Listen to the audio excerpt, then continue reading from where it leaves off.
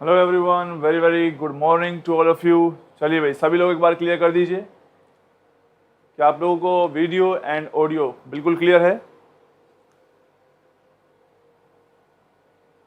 Yes, जल्दी से comment करके बताइए भाई। वीडियो एंड ऑडियो दोनों क्लियर होने चाहिए सभी को। Yes, very good morning, good morning.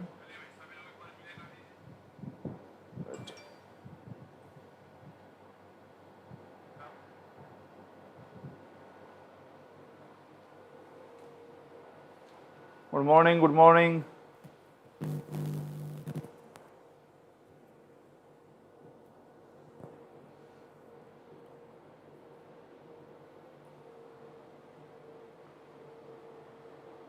तो चलिए भाई, आज की क्लास को स्टार्ट करते हैं। आज की क्लास में हम पढ़ेंगे इलेक्ट्रोलाइटिक कंडक्टेंस, जो कि इलेक्ट्रोकेमिस्ट्री का एक चैप्टर का एक पार्ट है। आपको ये चैप्टर मैं पूरा डिटेल में पहले भी पढ़ा चुका हूँ, जो हमारे अनअकैडमी CSR नेट चैनल पर, जिसके सारे लेक्चर्स अवेलेबल हैं।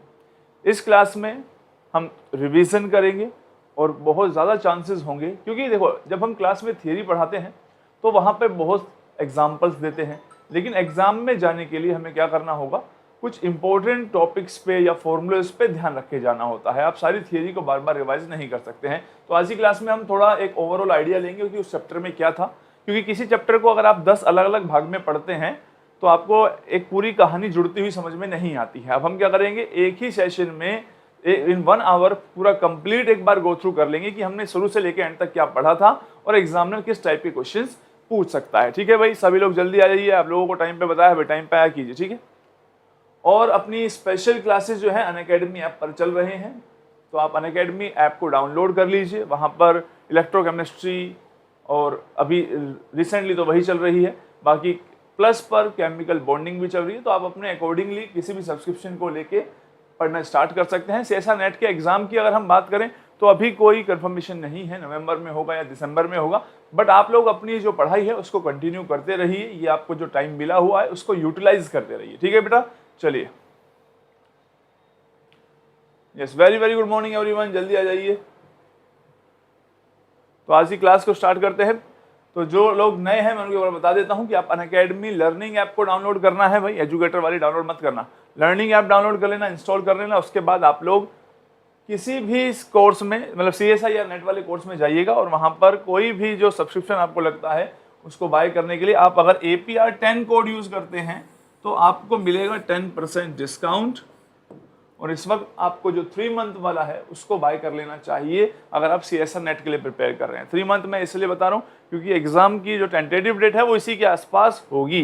तो आप लोग एक बार पूरा गो थ्रू कर लेंगे, रिवीजन कर लेंगे। बाकी अगर आप पहले ही बहुत अच्छे से प्रिपेयर्ड हैं तो इतना कोई नेसेसरी नहीं है, वो अपने हिसाब से आप लोग डिसाइड कीजिए, right. Very very good morning. चलिए भाई, जल्दी आ जाइए। तो आज की क्लास को स्टार्ट करते हैं।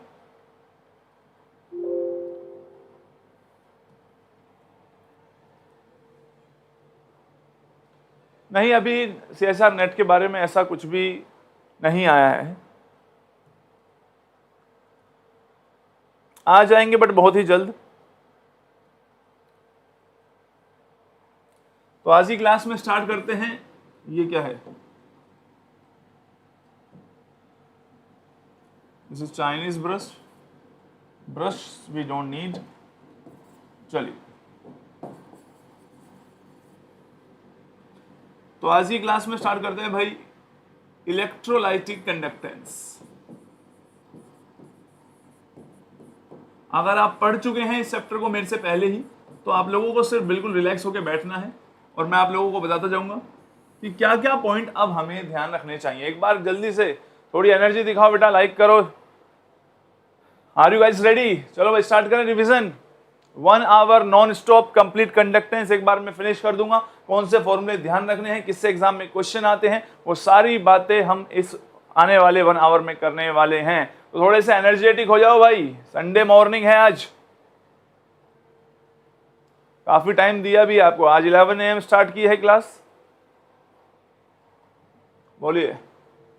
Okay, very good. देखिए, सबसे पहली बात करते हैं बेटा, इलेक्ट्रोलाइटिक कंडक्टेंस का क्या मीनिंग होता है। इलेक्ट्रोलाइटिक कंडक्टेंस का अर्थ ये होता है कि जो अगर आपके पास जो कंडक्टेंस की बात चल रही है वो किसी सॉल्यूशन में चल रही है। यानी चैप्टर का अर्थ या मीनिंग इसके साथ है, आपके पास एक सॉल्यूशन है और इसके कंडक्टेंस की बात चल रही है। आप में से बहुत सारे लोग कंडक्टेंस को इतना दिल से नहीं जानते होंगे, वो रेजिस्टेंस को जानते होंगे, ठीक है। जिन्होंने फिजिक्स पढ़ी है याद कीजिए, वो फिजिक्स में रेजिस्टेंस को इस तरीके से देखा करते थे, लेकिन ये सॉलिड थे। ये बात ध्यान रखिए, इस चैप्टर का जो पॉइंट ऑफ डिफरेंस है वो आपको याद रखना होगा। वो सब चीजें आपने सॉलिड में पढ़ी थी, इस बार आप सॉलिड नहीं, एक सॉल्यूशन यानी लिक्विड के अंदर कंडक्टेंस की बात करेंगे।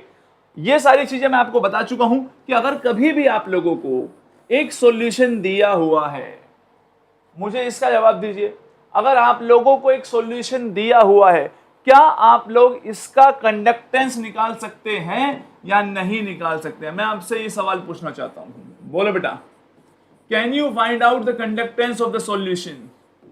और अगर फाइंड आउट कर सकते हैं तो कैसे फाइंड आउट करेंगे? इस चैप्टर को मैंने आपको बहुत ही ज्यादा प्रैक्टिकल अप्रोच से पढ़ाया था। जनरली हम फिजिकल केमिस्ट्री को थ्योरेटिकल और मैथ्स की तरह पढ़ते हैं, लेकिन मैंने आपको बताया था इस सब्जेक्ट के साथ जुड़ने का तरीका ये है, अगर आपको कभी भी एक सॉल्यूशन दिया हुआ है, मैं आपको कहूं ये लीजिए एक सॉल्यूशन ले जाइए और इसका कंडक्टेंस बताइए, तो आप कैसे मेजर करेंगे इसका कंडक्टेंस? शुरुआत यहीं से होगी। जल्दी से कमेंट बॉक्स में बताइए भाई, how can you measure the conductance? तो अविनाश का आंसर है कि सर अगर रेजिस्टेंस पता हो तो कंडक्टेंस निकाल सकते हैं। बिल्कुल सही बात है, ठीक है, लेकिन सवाल तो वही रहा ना, तो रेजिस्टेंस कैसे निकालेंगे? तो आप लोग जानते हैं, मैंने आपको पढ़ाया था व्हीट स्टोन ब्रिज। किसी के पास भी 12th क्लास में फिजिक्स थी तो उसने इसके बारे में सुना होगा, और जिन्होंने नहीं सुना तो यकीन मानिए आपके पेपर में इससे ऐसा कोई कुछ नहीं पूछने वाला WSB से। लेकिन आप लोग एक बात समझिए कि हम एक्सपेरिमेंटली इसका रेजिस्टेंस फाइंड आउट कर सकते हैं। समझ में आई बात?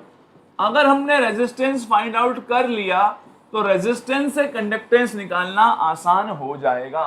तो आज से आप लोग सभी ये बात ध्यान रखेंगे, अगर आपको कोई भी सॉल्यूशन गिवन है तो आप उसका रेजिस्टेंस निकाल सकते हैं। वो कैसे निकालेंगे? वो एक एक्सपेरिमेंटल पार्ट है, लैब में तो जाना ही पड़ेगा कभी ना कभी। आप एक्सपेरिमेंटली रेजिस्टेंस निकाल के लाएंगे, वहां से क्या निकाल सकते हैं? कंडक्टेंस निकाल सकते हैं। तो आपको ये पता होना चाहिए कि रेजिस्टेंस और कंडक्टेंस में क्या रिलेशन है, ये है वो रिलेशन बस। अगर आपको किसी सॉल्यूशन का रेजिस्टेंस गिवन है, रेजिस्टेंस की यूनिट क्या होती है, अब इन बातों को ध्यान से पढ़ना, कई एग्जाम में तो यही यूनिट ही पूछ ली जाती है इनकी। तो रेजिस्टेंस की जो यूनिट है बेटा वो होती है ओम। साइंटिस्ट का नाम था ओम्स लॉ, 10वीं क्लास में हम में से सभी बच्चों ने सुना होगा। रेजिस्टेंस की यूनिट ओम है, तो कंडक्टेंस की यूनिट क्या होगी? देखो कंडक्टेंस की यूनिट हो जाएगी 1/ओम। 1/ओम को क्या बोलते हैं? ओम इनवर्स, या फिर साइमन भी कहा जाता है। तो इसकी जो यूनिट है कंडक्टेंस की, या तो आप ओम इनवर्स कह सकते हैं या एस से भी रिप्रेजेंट कर सकते हैं साइमन। केवल ये बात समझनी थी।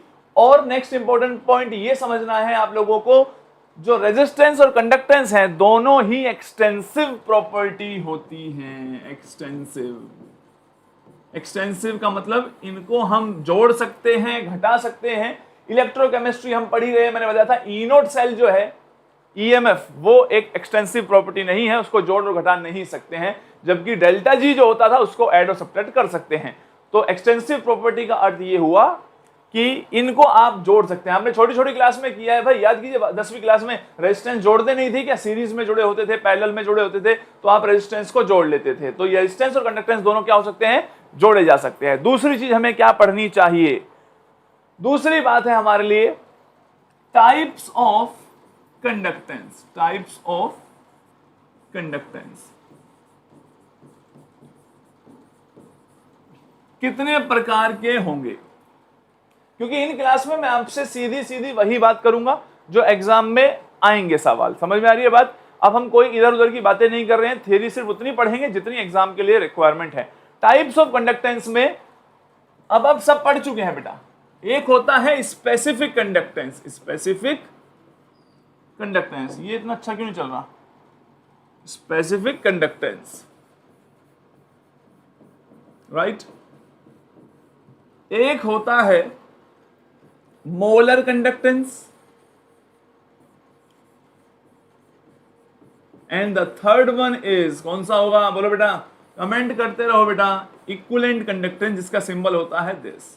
इसका सिंबल क्या होगा, लैम्डा m होगा। स्पेसिफिक कंडक्टेंस को ही कंडक्टिविटी कहा जाता है, कंडक्टिविटी। सिंबल के होता है, इसको कापा बोलते हैं, KAPPA कापा। तो इस चैप्टर के पहले पार्ट में इन तीनों के साथ एग्जामिनर खेल खेलता है, इनकी यूनिट्स पे सवाल आते हैं, इनके फॉर्मूले होते हैं, उन पे क्वेश्चन आते हैं, आपको पता होना चाहिए। और थोड़ा सा एडवांस लेवल ले जाऊंगा जब मैं कुछ सॉल्यूशन को आपस में मिक्स करूंगा, तो किस तरीके से हम इन कंडक्टेंस को फाइंड आउट कर सकते हैं। तो एक एक करके अब हम स्टार्ट करते हैं इनसे जुड़ी हुई जरूरी बातों को समझना। समझ में आ रही बात? तो सबसे पहले हम किसके बारे में पढ़ेंगे, सबसे पहले हम पढ़ेंगे स्पेसिफिक कंडक्टेंस यानी कंडक्टिविटी के बारे में। उसकी यूनिट क्या है, उसको हम कैसे फाइंड आउट कर सकते हैं। क्लियर हो रही है इतनी बात? देखिए भाई, तो अगर हम बात करते हैं सबसे पहले स्पेसिफिक कंडक्टेंस की, तो रेजिस्टेंस से जोड़िए सब चीजों को। यहां से चलना है, पूरा चैप्टर की थियरी दिमाग में होनी चाहिए। आप लोगों से अगर मैं कोई भी सवाल दे दूं, आप पहले पेज पलटते हैं, उसके बाद देखते हैं फॉर्मूला क्या था या थियरी क्या थी। आप थियरी भूल चुके हैं और पेपर में याद रखना, आपको थियरी याद ही होनी चाहिए और पूरे चैप्टर की। इसीलिए मैं आपको एक कनेक्टिविटी से पढ़ा रहा हूं कि आपको पूरी थियरी कैसे जोड़नी है।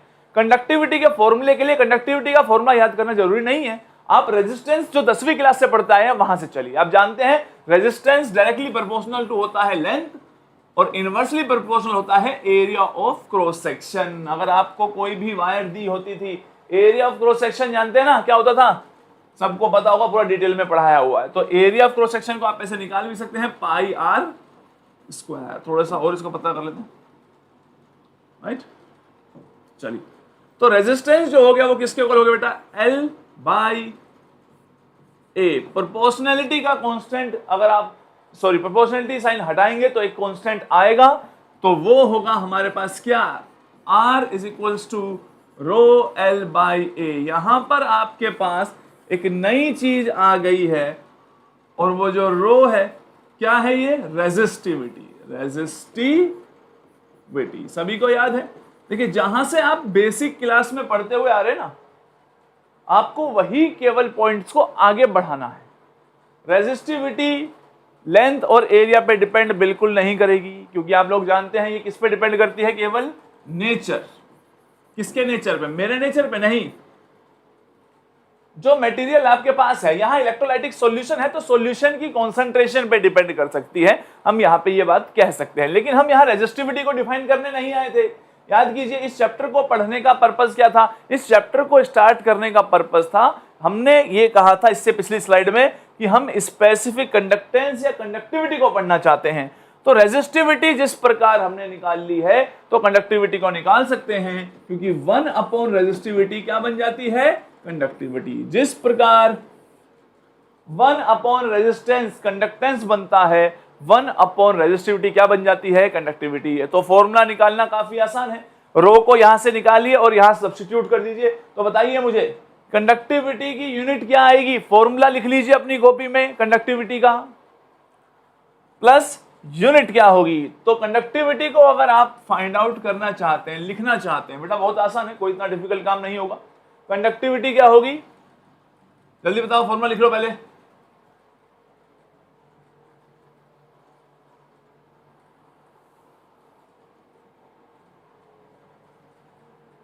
कैसे निकालें कंडक्टिविटी, पहले रेजिस्टिविटी निकाल लो।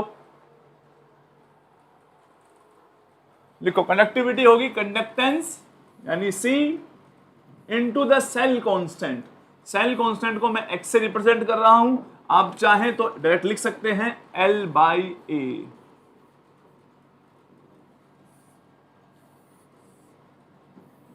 यहां पे कंडक्टेंस की यूनिट आप जानते हैं, L बाई ए क्या है, सेल का कांस्टेंट है। आपको कंडक्टिविटी सेल के बारे में मैंने पहले भी एक इमेज दिमाग में डाली थी जब डिटेल में पढ़ाया था, इस तरीके से, राइट। L जो होता है वो क्या होता है बेटा, L होता है दो इलेक्ट्रोड के बीच की दूरी। A क्या होता है, A होता है, मान लीजिए ये आपकी इलेक्ट्रोड है, तो जो ये एरिया ऑफ क्रॉस सेक्शन होता है, ये वाला एरिया, ये जो सर्कल बन रहा है, तो L इनके बीच की दूरी को याद रखिएगा सभी बच्चे, और एरिया, अगर इसकी रेडियस गिवन हो वायर की, इलेक्ट्रोड की, तो पाई आर स्क्वायर करके आप एरिया भी निकाल सकते हैं। ये सब बातें मैं आप लोगों को इसलिए बता रहा हूं क्योंकि न्यूमेरिकल्स असाइनमेंट में ऐसे होते हैं कि आपको कंडक्टिविटी निकालने के लिए कहेंगे। मैंने आपसे कहा था कि what is the unit of conductivity, तो कई एग्जाम में पूछी भी हुई है। कंडक्टिविटी की यूनिट होगी, देखो कंडक्टेंस की थी साइमन, लेंथ अगर सेंटीमीटर में है तो एरिया सेंटीमीटर स्क्वायर में रख देना, तो सेंटीमीटर अपॉन सेंटीमीटर स्क्वायर, तो क्या बचेगा सेंटीमीटर इनवर्स, ये है इसकी यूनिट और इसी में इस्तेमाल करना। आप सेंटीमीटर को मीटर में कन्वर्ट करना जानते हैं, तो बेसिक सी बातें हैं वो सारी आप लोग जानते होंगे, इतना हमने पूरा डिटेल में पढ़ा है तो सब आपको याद भी होगा। तो कंडक्टिविटी के बारे में पहली बात तो क्या पता होनी चाहिए कि कंडक्टिविटी को फाइंड आउट कैसे करेंगे, तो मैंने आपको बता दिया, अगर कोई डेटा गिवन हो इस तरीके से फाइंड आउट कर लेंगे, यह है इसके बारे में पहली बात। दूसरी बात, कंडक्टिविटी एक्सटेंसिव नहीं है, इंटेंसिव प्रॉपर्टी है। इंटेंसिव प्रॉपर्टी नोट करते जाइए, इसको आप एड अप नहीं कर सकते हैं। पेपर में डायरेक्ट सवाल होंगे कि इनमें से कौन सी प्रॉपर्टी इंटेंसिव है, कौन सी एक्सटेंसिव है, तो इसको आप किसको मार्क करेंगे, इंटेंसिव में। मैंने आपको पढ़ाया है, जब डिटेल में पढ़ाया तो सारी बातें आपको पढ़ाई हुई है। तीसरी बात मैंने आपको बताई थी जो बहुत काम की है, वो ये है कि कंडक्टिविटी की डेफिनेशन को अक्सर लोग क्या करते हैं, सिर्फ आंसर देने के लिए याद रखते हैं। आंसर देने के लिए याद रखने का अर्थ क्या है, वो सिर्फ ये बोलते हैं जब लेंथ 1 सेंटीमीटर होगी, एरिया 1 सेंटीमीटर स्क्वायर होगा, उस टाइम पर जो कंडक्टेंस होगा वही कंडक्टिविटी होती है। ये तो डेफिनेशन हो गई है, लेकिन आप लोगों को ये बात पता होनी चाहिए कि लेंथ 1 सेंटीमीटर है और एरिया 1 सेंटीमीटर स्क्वायर है, तो वॉल्यूम 1 सेंटीमीटर क्यूब हो गया है, और 1 सेंटीमीटर क्यूब वॉल्यूम का अर्थ होता है 1 ml। तो सभी बच्चों को यह पता होना चाहिए, किसी भी सॉल्यूशन के 1 ml से जो कंडक्टेंस प्रोड्यूस होता है वो कंडक्टिविटी होती है। तो third point is conductance produced by per ml, produced per ml is defined as the conductivity. ये पॉइंट आप लोगों को पता होने चाहिए, ठीक है। बोलो भाई, कंडक्टिविटी के बारे में तीनों पॉइंट क्लियर है, क्रिस्टल क्लियर होने चाहिए, किसी को 1% डाउट नहीं होना चाहिए। एब्सोल्युटली करेक्ट प्रेरणा, बिल्कुल सही तरीके से आप लोगों ने डिफाइन किया है, इसी तरीके से डिफाइन करना है, तभी आप चीजों को समझ पाएंगे। तो कंडक्टिविटी के बारे में और इससे ज्यादा कोई बड़ी बात नहीं पढ़नी थी, केवल यही 3 पढ़ने थे पॉइंट्स। क्या तीनों पॉइंट क्लियर सभी को? Yes, very good. Next point is, अगर हम मोलर कंडक्टेंस की बात करते हैं बेटा, टाइप ऑफ कंडक्टेंस में दूसरा जो है इज मोलर कंडक्टेंस। क्या होता है मोलर कंडक्टेंस, चलिए जानते हैं।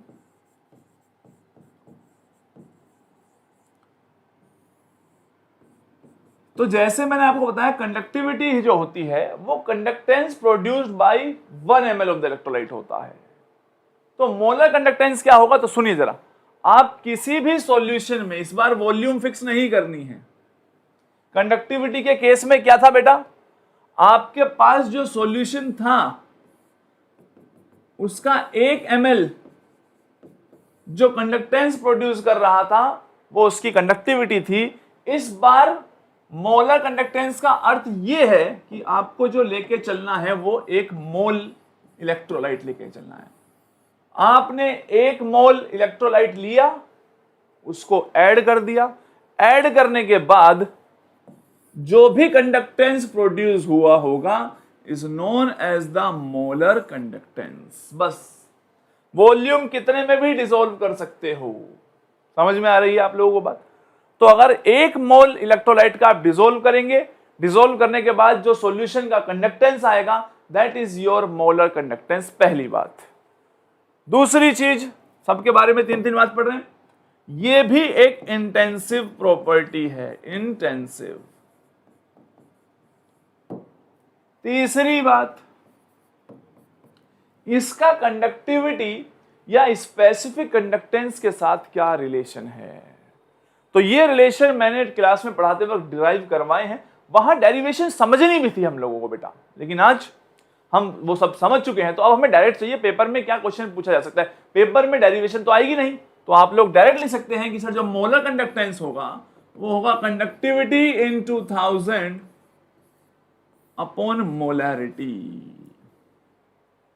यहां पे एक एक वर्ड का ज्ञान आप लोगों को होना चाहिए भाई। एक एक वर्ड मेरे कहने का मतलब है कंडक्टिविटी की यूनिट किस में रखनी है, साइमन सेंटीमीटर इनवर्स में रखना, राइट। और अगर मैं आपसे बात करूं मोलैरिटी, वो तो आप मोल पर लीटर में ही रखेंगे, मोल पर लीटर, राइट। तो अगर आप कंडक्टिविटी को साइमन सेंटीमीटर इनवर्स में रखते हैं और मोलैरिटी को मोल पर लीटर में, तो जल्दी बताइए बेटा what should be the unit of mole conductance. पता नहीं कितने एग्जाम में ये सवाल पूछा हुआ है, क्या यूनिट आएगी मोल कंडक्टेंस की, सभी लोग बताएं भाई, बहुत जरूरी है।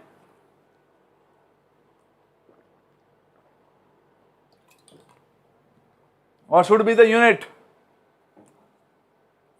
बिल्कुल सही जवाब दे दिया है। तो जो यूनिट आएगी वो होगी बेटा, लिख ही लीजिए सभी लोग अपनी कॉपी में, साइमन सेंटीमीटर स्क्वायर पर मोल। इस बार जब आप अपने पेपर में जाएंगे, पेपर में जाने के बाद जब आप इलेक्ट्रोलाइटिक कंडक्टेंस के सवाल देखेंगे तो आप ये बात देखेंगे कि सिर्फ इस रिवीजन पोर्शन से जो पढ़ाया है सारे सवाल उसी से आ गए हैं। तो फिर दिमाग में ये सवाल भी होगा कि फिर पहले इतने लेक्चर क्यों पढ़ाए, पहले 14 लेक्चर पढ़ाए, अब ये एक ही लेक्चर से सारे सवाल आएंगे, तो इसी लेक्चर को पहले क्यों नहीं पढ़ा दिया। क्योंकि पहले आप ये बातों को समझ नहीं पा रहे थे। पहले आपको इस बात को समझाने के लिए मुझे आधा लेक्चर लगाना पड़ा कि वॉल्यूम बदलने से मोल कंडक्टेंस पे क्या फर्क पड़ेगा, स्ट्रॉन्ग इलेक्ट्रोलाइट के लिए, वीक के लिए, वहां मैंने सारे पॉइंट डिटेल में पढ़ाए। क्योंकि मैं आपको पूरी डिटेल पढ़ा चुका हूं, तो अब ये पॉइंट 3 हो गए हैं और आपको समझाने में वहां वक्त लगा था। अब एग्जामिनर, अगर आप समझ चुके हैं, एग्जामिनर को कोई मीनिंग नहीं है इस चीज से, कोई मतलब ही नहीं है कि आप इस फॉर्मूले तक कैसे पहुंचे हैं। वो सिर्फ आपको मोल कंडक्टेंस पूछेगा, कंडक्टिविटी देगा, मोलैरिटी दे सकता है, ठीक है। इसके बाद तीसरे वाले पे चलते हैं, इक्विवेलेंट कंडक्टेंस, इक्विवेलेंट कंडक्टेंस, यह है तीसरी चीज। सिंबल होगा लैम्डा के नीचे EQ लिखा मिलेगा बेटा आप लोगों को, ठीक है। अगर मैं आपसे पूछूं, पहली चीज, अब मुझे समझ में आया इतना अच्छा क्यों नहीं चल रहा है बोर्ड मेरा, क्योंकि मैं इस वाले बोर्ड पे पढ़ाता ही नहीं था। वेट, राइट, इसकी राइटिंग अच्छी आएगी, इसका था वो ब्रश, हाँ दिस इज माय फेवरेट। अभी तो मैं इतनी देर से परेशान हो रहा हूँ कि मुझे वो फीलिंग क्यों नहीं आ रही जो बोर्ड पे पढ़ाते हुए मुझे अक्सर आया करती थी। देखो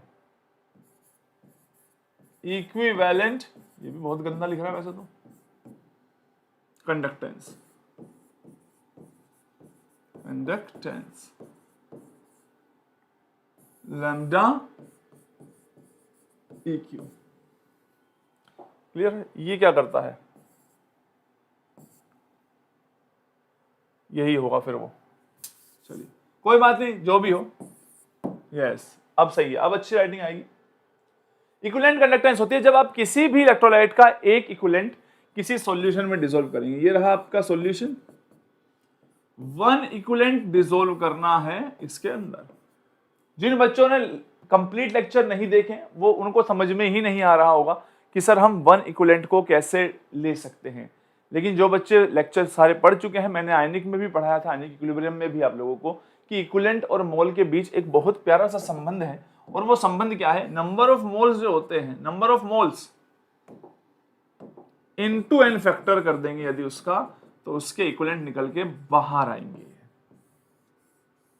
तो अगर मैं कहूं आपसे मुझे H2SO4 का 1 इक्विवेलेंट लेना है, तो H2SO4 का अगर आप 1 इक्विवेलेंट लेना चाहते हैं तो नंबर ऑफ मोल्स कितने लेने होंगे, उसका n फैक्टर अगर आपको पता हो तो आप फाइंड आउट कर सकते हैं। n फैक्टर निकालना मैंने आपको सभी का सिखाया है, चाहे एसिड हो, चाहे बेस हो, चाहे सोल्ट हो, रेडॉक्स रिएक्शंस में, चाहे कंबाइंड रिएक्शन हो, डिसप्रपोर्शनेशन हो, कॉन प्रपोर्शनेशन हो, एवरी टाइप ऑफ रिएक्शंस में n फैक्टर का कैलकुलेशन मैंने आपको बताया है। तो n फैक्टर जब आ ही गया है तो इक्विवेलेंट और मोल के बीच का संबंध हमारे लिए कोई प्रॉब्लम नहीं करेगी। समझ में आ रही है बात। सेकंड पॉइंट आप लिखिए बेटा, ये भी एक इंटेंसिव प्रॉपर्टी है, इंटेंसिव प्रॉपर्टी। तो टाइप ऑफ कंडक्टेंस में हमने तीनों पढ़ी, conductivity, specific conductance, molar conductance या मोलर कंडक्टिविटी, इक्विवेलेंट कंडक्टेंस या इक्विवेलेंट कंडक्टिविटी। तीनों एक ही चीज होती है और तीनों के तीनों इंटेंसिव प्रॉपर्टी है। अब तीसरी बात आपको ये लिखनी है, इक्विवेलेंट कंडक्टिविटी का जो रिलेशन है वो कंडक्टिविटी के साथ क्या होगा। तो आप लोग जानते हैं, एब्सोल्युटली करेक्ट, बच्चों ने आंसर पहले कर भी दिया है पहले ही पूछने से, 1000 into conductivity divide by normality. Normality आप जानते ही हैं, नॉर्मेलिटी और मोलैरिटी के बीच रिलेशन भी जानते हैं। नॉर्मेलिटी में क्या होता था बेटा, number of equivalent per unit of the volume. तो नंबर ऑफ इक्विवेलेंट को आप क्या लिख सकते हैं, number of moles into n factor upon volume, और number of moles upon volume क्या हो जाती है, मोलैरिटी हो जाती है। तो नॉर्मेलिटी और मोलैरिटी में ये रिलेशन होता है, सभी बच्चे ध्यान रखेंगे।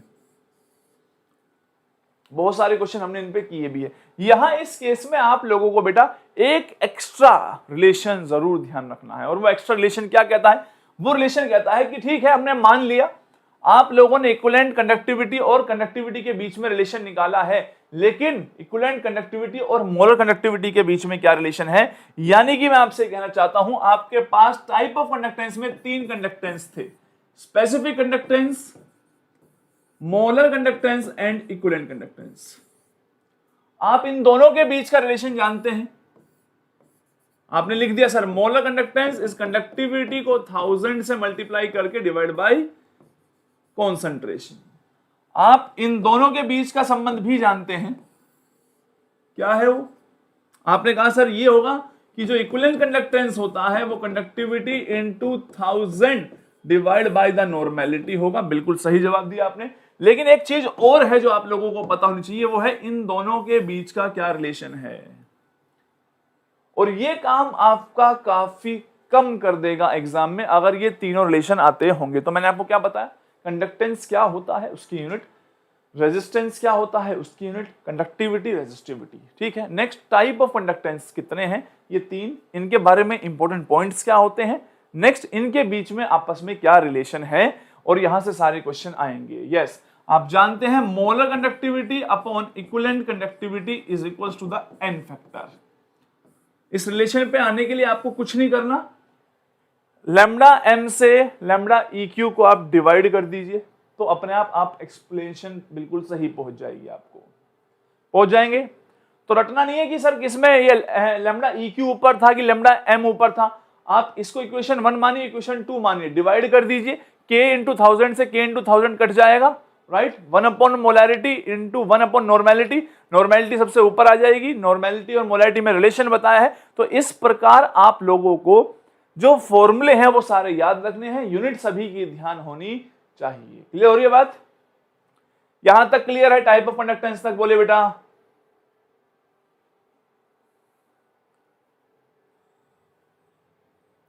बताओ सभी लोग, क्या आपको यहां तक बताए हुए पॉइंट क्लियर हुए, conductance and type of conductance and there relation, यहां तक बात क्लियर है, जल्दी बता दीजिए सभी लोग।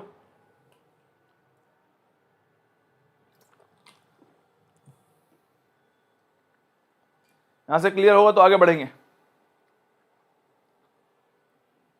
Very good. Next is, exam में इससे ज्यादा क्वेश्चन देखे नहीं गए हैं, but this concept should be clear, और वो कॉन्सेप्ट है द कॉन्सेप्ट ऑफ मिक्सिंग। देखो बेटा, कॉन्सेप्ट ऑफ मिक्सिंग से मेरा क्या अर्थ है, कॉन्सेप्ट ऑफ मिक्सिंग से मैं आपसे ये कहना चाहता हूं, अगर आप लोग कभी भी 2 सॉल्यूशन को मिक्स करेंगे तो आप कैसे फाइंड आउट करेंगे नए सॉल्यूशन के बारे में सारी प्रॉपर्टी। तो यहां से मैंने पूरी क्लास में पढ़ाते वक्त 2 पार्ट में डिवाइड किया था चीजों को। पहली चीज मैंने आपको कहा था कॉन्सेप्ट ऑफ मिक्सिंग में, जब मिक्स कर रहे हैं तो नॉन रिएक्टिंग इलेक्ट्रोलाइट्स भी हो सकते हैं, नॉन रिएक्टिंग, जो आपस में रिएक्ट नहीं करते हैं, तो इस केस को अलग कर लेना। आयनिक इक्विलिब्रियम में भी मैंने आपको पढ़ाते वक्त बताया था कि कभी भी 2 चीजों को आपस में मिक्स करोगे, या तो वो आपस में रिएक्ट करेंगी या नहीं करेंगी, 2 ही केस पॉसिबल है। तो यहां से हमने डिवाइड कर लिया, मान लेते हैं वो रिएक्ट कर भी सकती हैं, तो रिएक्टिंग केस भी बन सकता है। आपको हर केस में यही बात ध्यान रखनी थी। सबसे पहला केस ले रहा हूं, अगर मैं नॉन रिएक्टिंग इलेक्ट्रोलाइट की बात करता हूं बेटा, ठीक है, अगर हम किसकी बात करें, नॉन रिएक्टिंग की, तो नॉन रिएक्टिंग में आप जानते हैं, मान लीजिए आपके पास एक सॉल्यूशन है ए का और दूसरा सॉल्यूशन है बी का, और आपने ये दोनों मिक्स कर दिए हैं, इस सॉल्यूशन में ए और बी दोनों आ गए हैं, और मैं अगर आपसे पूछूं कि नए वाले सॉल्यूशन का कंडक्टेंस क्या होगा, कंडक्टिविटी क्या होगी, मोलर कंडक्टिविटी ऑफ ए क्या होगी, बी क्या होगी, तो आपको केवल एक ही बात है जो लिखनी है, और मैं आप सभी को बता चुका हूं कि एक ही तरीका था सारे न्यूमेरिकल को सॉल्व करने का, कि जो इस सॉल्यूशन की कंडक्टिविटी है वो is due to the conductivity of A plus conductivity of B plus conductivity of water. ऐसे ही कराया था मैंने आपको, याद कीजिए। अगर आपको ये चीजें ध्यान नहीं है तो इसीलिए रिवीजन सेशन होते हैं, क्योंकि आप लोग एक चैप्टर को पढ़ते हैं, उसके बाद आप दूसरे चैप्टर्स में लग जाते हैं, तो कुछ टाइम बाद जो हमने चैप्टर में जो स्ट्रेंथ आज फील कर रहे हैं वो 2-3 महीने बाद नहीं होती है, और वो हमें डिप्रेशन की तरफ ले जाती है कि यार इतना सारा पढ़ा था, सब कुछ तो भूल गए हैं। और यही रीजन है कि मैं आप लोगों के पास मैराथन सेशन, रिवीजन सेशन बार बार लेके आता रहता हूं। ये मैं अपने रिवीजन के लिए नहीं करता हूं, मुझे ये ऑलरेडी रिवाइज है। I been teaching from like 2015 से, तो मैं ऑफिशियली पढ़ा रहा हूं, तो officially in the sense institutes में, रेप्यूटेड इंस्टीट्यूट्स में। उससे पहले से पढ़ाना तो है ही, अपना बीएससी से तब से ही पढ़ा रहे हैं। तो आप समझिए कि मुझे ये थ्योरी याद है, आप लोगों को नहीं है। ये बार बार जो एफर्ट है, बार बार जो मैराथन सेशन है, ये आप लोगों के लिए है, इसलिए कहता हूं मैं टाइम पर प्रेजेंट रहिए। पेपर में जाने से पहले 10 बार सुनेंगे, 20 बार सुनेंगे, 50 बार सुनेंगे तो दिमाग में बस जाएगा, और यही इन रिवीजन सेशन का पर्पस है। समझ रहे हैं आप लोग? आपको लगता है कि ये फॉर्मूला लिख के दे दूं याद रहेगा आपको? 6 महीने बाद भूल जाएंगे, और ये सच्चाई है, इसमें कोई इतनी टेंशन लेने वाली बात नहीं है। ये ह्यूमन नेचर है। आप मेरा यकीन कीजिए, अगर एक चैप्टर को मैं 1 साल नहीं पढ़ाता हूं तो मैंने उसे 4 साल पढ़ाया हो, 5 साल पढ़ाया हो, तो 1 साल बाद जाने चेक पढ़ाने से पहले भी मुझे देखना पड़ता है कि क्या क्या कॉन्सेप्ट एक बार फिर से रिवाइज करने पड़ते हैं। इसका मतलब ये तो ह्यूमन नेचर है। जब तक आप टच में रहेंगे तो चीजें याद रहेंगी। अब टच में कैसे रखें भाई? पूरे कोर्स को टच में रखना पॉसिबल है क्या? तो उसका आंसर है यस, टच में रखा जा सकता है बाय कांस्टेंट रिवीजन के थ्रू। एक रिवीजन प्लान बहुत ज्यादा जरूरी है। आपके पास अगर रिवीजन प्लान नहीं है, पूरा कोर्स तो हर बच्चा पढ़ ही लेता है। आपको ऐसा नहीं लगता कि जो 2 ईयर से प्रिपरेशन कर रहे हैं, 3 ईयर से, उन्होंने पूरा कोर्स नहीं पढ़ लिया होगा? सब पढ़ के बैठे एक एक चीज। प्रॉब्लम क्या है? उनके माइंड में वो सेट नहीं हो रहा एग्जाम तक, वो एग्जाम में सब कुछ लेके नहीं जा पा रहे हैं। हर चैप्टर पढ़ लिया, सारे असाइनमेंट, सारे प्रीवियस ईयर क्वेश्चन, इतनी वीडियोस देख ली, ऑफलाइन भी कोचिंग ले ली, सब ले ली, कंटेंट इतना है, सब कुछ आता है। जब पेपर में जाते हैं तो लगता है सब भूले भूले से लग रहे। रीजन यही है, देखिए उतना ही इकट्ठा कीजिए जितना पेपर में लेके जा सकते हैं, और पेपर में लेके जाने का सबसे बेस्ट तरीका यह है बार बार रिवीजन सेशन। ठीक है, चलिए भाई। कंडक्टिविटी ऑफ सॉल्यूशन जो है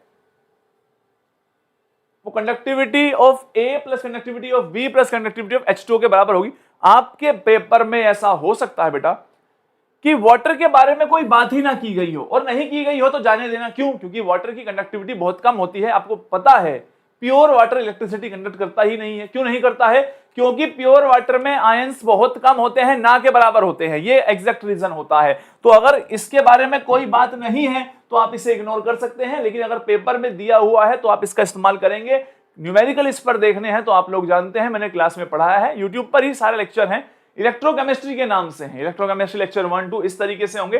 14 लेक्चर से पूरा कंडक्टेंस एक एक पॉइंट डिटेल में डिस्कशन किया है हम लोगों ने। ठीक है, देखिए अब आपको यह बात ध्यान रखनी है कि यहां पे भी एक conductivity of A conductivity of be the हो सकती थी। मान लीजिए आपको कंडक्टिविटी ऑफ ए पता है, कंडक्टिविटी ऑफ बी पता है, तो कुछ बच्चे क्या गलती करते हैं, जब सॉल्यूशन को मिक्स करते हैं वो पुराने वाली कंडक्टिविटीज को ऐड कर देते हैं। लेकिन जब मैंने आपको फॉर्मूला बताया था, मैंने बताया था ये कंडक्टिविटी एक नई होगी, और ये कंडक्टिविटी होगी कंडक्टिविटी आफ्टर मिक्सिंग। समझ में आ गई बात? देखो भाई, अगर मिक्सिंग के बाद की कंडक्टिविटी निकालनी है तो आप कैसे निकालेंगे? कैसे निकालेंगे बोलो बेटा? उसका एक बहुत सिंपल तरीका है। कौन सी चीज नहीं बदलेगी? अगर ये स्ट्रॉन्ग इलेक्ट्रोलाइट है, स्ट्रॉन्ग इलेक्ट्रोलाइट के लिए ही मैंने आपको एक स्पेशल बात बताई थी।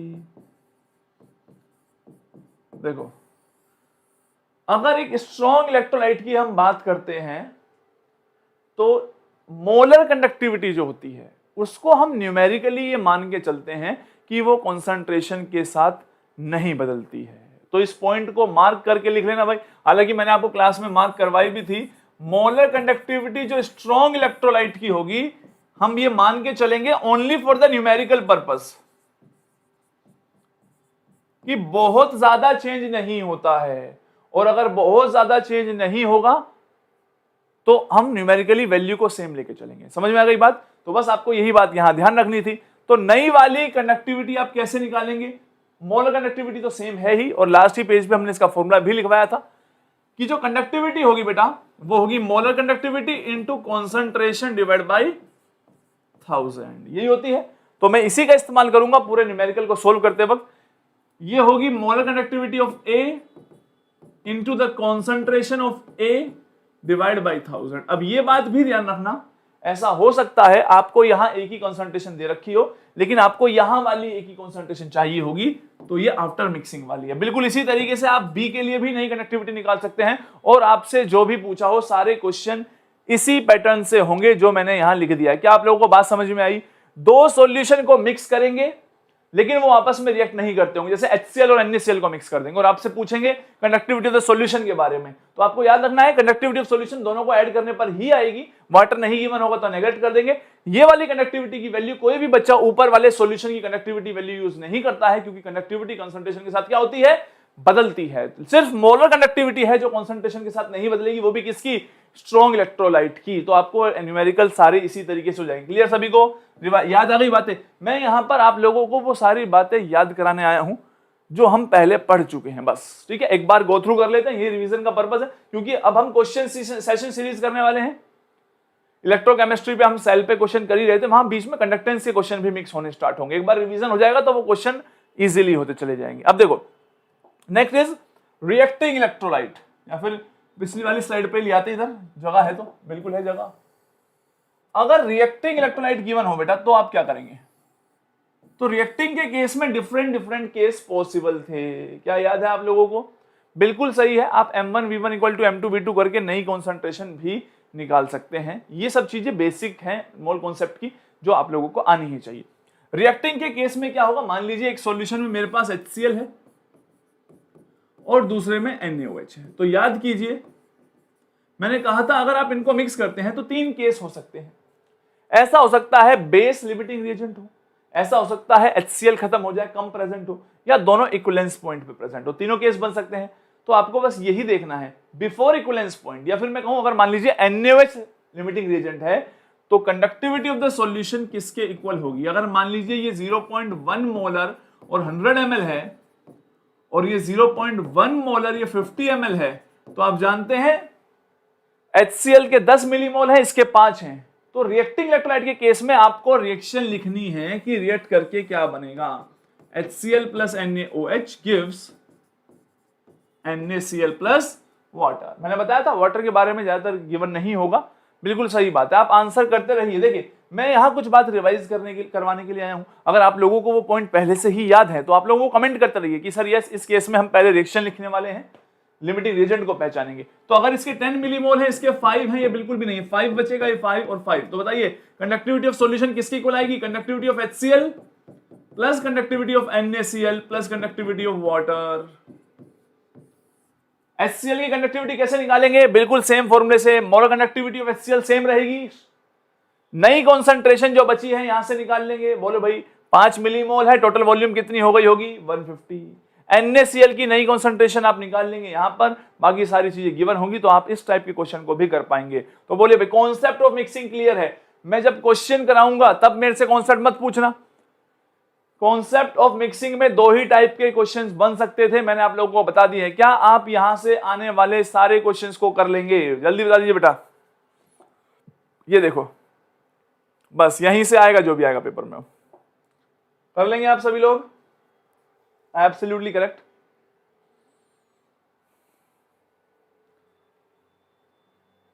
This is a revision session. तो जो बच्चे, अगर कोई नया है जो फर्स्ट टाइम देख रहा है और अगर आपको नहीं समझ में आ रहा है तो इसका मतलब आप समझ जाइए कि आपको काफ़ी पढ़ने की ज़रूरत है, क्योंकि ये इतना बेसिक चैप्टर होने के बावजूद भी नहीं समझ में आ रहा है आप लोगों को। तो इसका एक ही मीनिंग है कि आपके बेसिक्स जो है वो क्लियर नहीं है, या फिर आपने चैप्टर पढ़ा नहीं होगा तो भी नहीं समझ में आया, तो डिटेल में जाके आप देख सकते हैं। रिवीजन सेशन तभी होता है आप सोचिए मैं आपको यहाँ एक चैप्टर की रिवीजन करा रहा हूं और आपने वो चैप्टर पढ़ा नहीं तो वो रिवीजन आपको कोई मीनिंग नहीं देगा। ठीक है, चलिए तो कॉन्सेप्ट ऑफ मिक्सिंग से सारे क्वेश्चन आप कर लेंगे।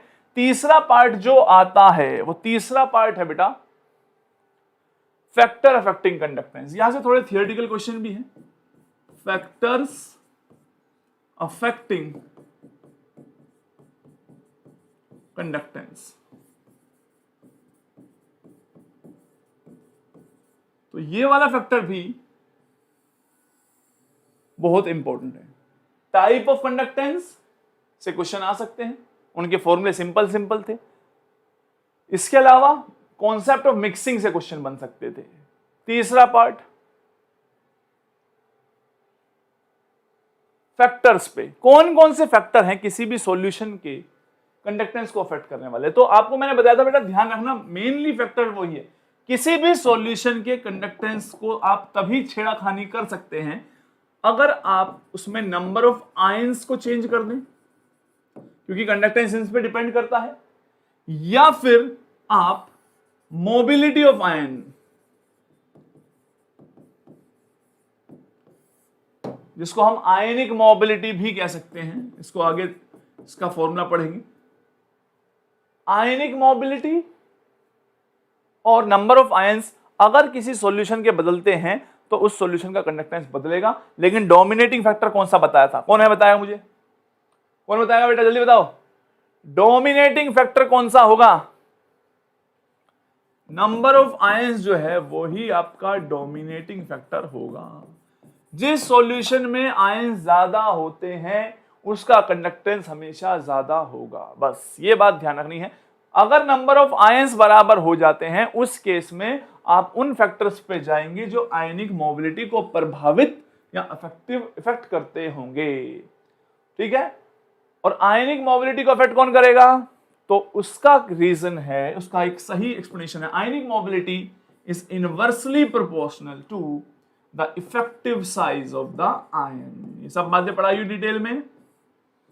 यहां मैंने इफेक्टिव साइज क्यों लिखा, मैंने साइज क्यों नहीं लिखा, क्योंकि आप जानते हैं वाटर के अंदर साइज बदल सकता है आयंस का, क्योंकि आयंस का हाइड्रेशन होता है। तो आपको यह बात बिल्कुल पता होनी चाहिए। अगर मैं एक्वस में या हाइड्रेटेड साइज पूछूं तो सही ऑर्डर क्या होगा, lithium plus sodium plus potassium plus rubidium plus caesium plus. बताइए बेटा सही ऑर्डर क्या है हाइड्रेटेड साइज का, क्योंकि ये आपके एग्जाम में ऐसे सवाल आते हैं बेटा। कंडक्टेंस से न्यूमेरिकल के साथ साथ थ्योरेटिकल क्वेश्चंस भी आते हैं। तो सबसे बड़ा साइज इनमें से किसका होगा, कोई बताना चाहता है? एब्सोल्युटली करेक्ट, लिथियम का साइज सबसे बड़ा हो जाता है वाटर के अंदर, क्योंकि लिथियम का क्या हो जाता है हाइड्रेशन, वाटर मॉलिक्यूल इसके साथ अटैच्ड हो जाएंगे। क्लियर हो रही है बात? तो आप मोस्ट ऑफ द टाइम बच्चे उल्टा ही आंसर करके आते हैं। उन्हें पता है लिथियम से सीजियम जाने पर नीचे जाते हैं ग्रुप में तो साइज बढ़ता है, लेकिन वो ये बात नहीं समझते साइज यहां आपसे एक्वस सॉल्यूशन में लिखा हो, अगर हाइड्रेटेड साइज अगर उन्हें लिखा हो एक्वस सॉल्यूशन यानी कि वाटर के अंदर, तो साइज एकदम पलट जाएगा। और साइज पलट जाएगा तो मोबिलिटी का ऑर्डर क्या होगा एक्वस में, आप भी जानते हैं जिसका साइज बड़ा होगा उसकी मूव करने की एबिलिटी यानी मोबिलिटी, आयनिक मोबिलिटी क्या हो जाएगी, कम हो जाएगी। तो आयनिक मोबिलिटी सबसे ज्यादा लिथियम प्लस से की सबसे कम होती है, देन सोडियम प्लस, और ऐसे नीचे जाने पर बढ़ जाएगी। तो इस टाइप के क्वेश्चन आपको पेपर में इसमें जरूर देखने को मिल सकते हैं। लेकिन याद रखना अगर एक्वस नहीं है, नॉर्मली साइज पूछा जाए लिथियम प्लस का, सोडियम प्लस का, या मोल्टन में साइज पूछा जाए जहां वाटर नहीं है, जहां हाइड्रेशन नहीं है, तो आपका आंसर वही सही होगा। लिथियम का साइज एक्चुअल में क्या होगा, छोटा होगा। क्लियर है? और इसके अलावा आप लोगों को अब ये बात यहां ध्यान रखनी है, ये नहीं चाहिए हमें, ये क्या है, वापस जाओ।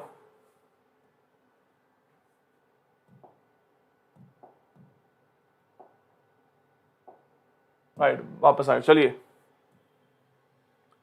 अगर मैं मोबिलिटी की बात करता हूं बेटा, H+ आयन की मोबिलिटी सबसे ज्यादा होती है एनी कैटायन और OH आयंस की मोबिलिटी ज्यादा होती है देन एनी अदर एनायन। लेकिन कहां पर? अगर सॉल्वेंट क्या है? वाटर है। आपको पूरा डिटेल में पढ़ाया था मैंने। कार्तिक कुछ भी मेंशन ना हो तो क्या समझेंगे? तो तुम मेरे को बताओ, अगर मैं तुम्हें सवाल ही नहीं पूछूं तो तुम मुझे क्या आंसर दोगे? बताओ।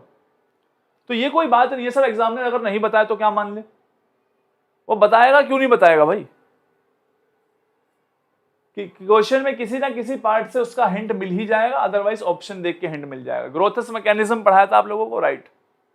ग्रोथस मैकेनिज्म से मैंने आप लोगों को ये बातें बताई थी। उस टाइम पे पूरा पूरा लेक्चर लग जाता था ग्रोथस मैकेनिज्म समझाते हुए, सारे पॉइंट समझाते हुए। लेकिन आज वो पूरा चैप्टर जो है हमारे लिए 4-5 लाइनों में कवर होता जा रहा है। तो ये आप चीज सारी समझ चुके हैं, राइट? इसके अलावा नेक्स्ट फैक्टर क्या अफेक्ट कर सकता है? देखो, टेम्परेचर। आप जानते हैं अगर हम टेम्परेचर को बढ़ाते हैं, टेम्परेचर बढ़ाने से कंडक्टेंस हमेशा क्या होगा? इंक्रीज होगा, चाहे वीक इलेक्ट्रोलाइट हो चाहे स्ट्रॉन्ग इलेक्ट्रोलाइट हो। Temperature is directly proportional to the conductance. लिख लेना,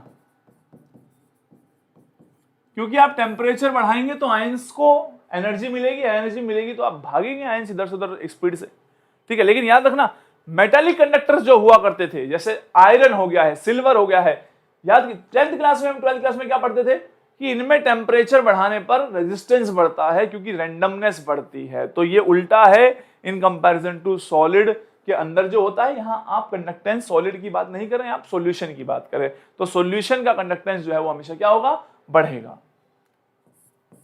डाइल्यूशन, इफेक्ट ऑफ डाइल्यूशन, ये आ गया। अच्छा, इफेक्ट ऑफ डाइल्यूशन, यहां से बहुत क्वेश्चन आएंगे बेटा, और बाय बहुत I mean so many questions की एग्जाम में से पूछे हुए भी हैं। और इस क्लास के बाद हमारा क्या काम है? क्वेश्चन सेशंस ही है कि पूरी थ्योरी रिवाइज करने के बाद देखेंगे कि किस किस टाइप के क्वेश्चन आए हुए हैं, सारे प्रीवियस ईयर क्वेश्चन कर डालेंगे, अपना काम खत्म हो जाएगा। डाइल्यूशन का इफेक्ट देखो, सबसे पहली बात किस किस पे देखना है? एक तो कंडक्टिविटी पे। कंडक्टिविटी पे क्या इफेक्ट होगा मुझे बताओ बेटा। मैं तुम्हें क्यों बता रहा हूं इतनी जल्दी जल्दी, आप लोग मुझे बताएंगे। अगर मैं कंडक्टिविटी पे क्या इफेक्ट होगा डाइल्यूशन करने पे, बताओ। पानी ऐड करता जाऊं सॉल्यूशन में तो कंडक्टिविटी इंक्रीज होगी कि कम हो जाएगी उस सॉल्यूशन की? सब सोच समझ के बोलो, ये ऐसे ही याद होगा? अगर मैं ही बताता रहूंगा हर बार तो कुछ याद नहीं होगा।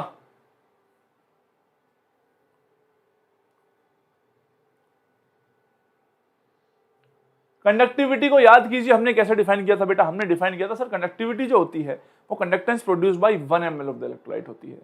अगर आप वॉल्यूम बढ़ा देंगे तो पर ml में आने वाले नंबर ऑफ आयंस क्या हो जाएंगे? कम हो जाएंगे। तो कंडक्टिविटी क्या होगी बेटा? डिक्रीज होगी। अब हम बात करते हैं मोलर कंडक्टिविटी की।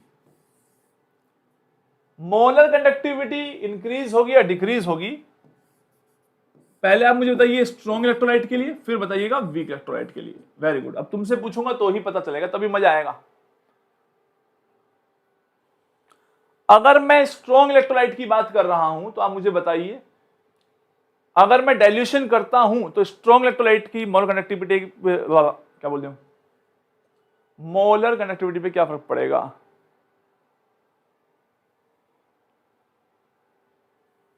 बताइए बेटा।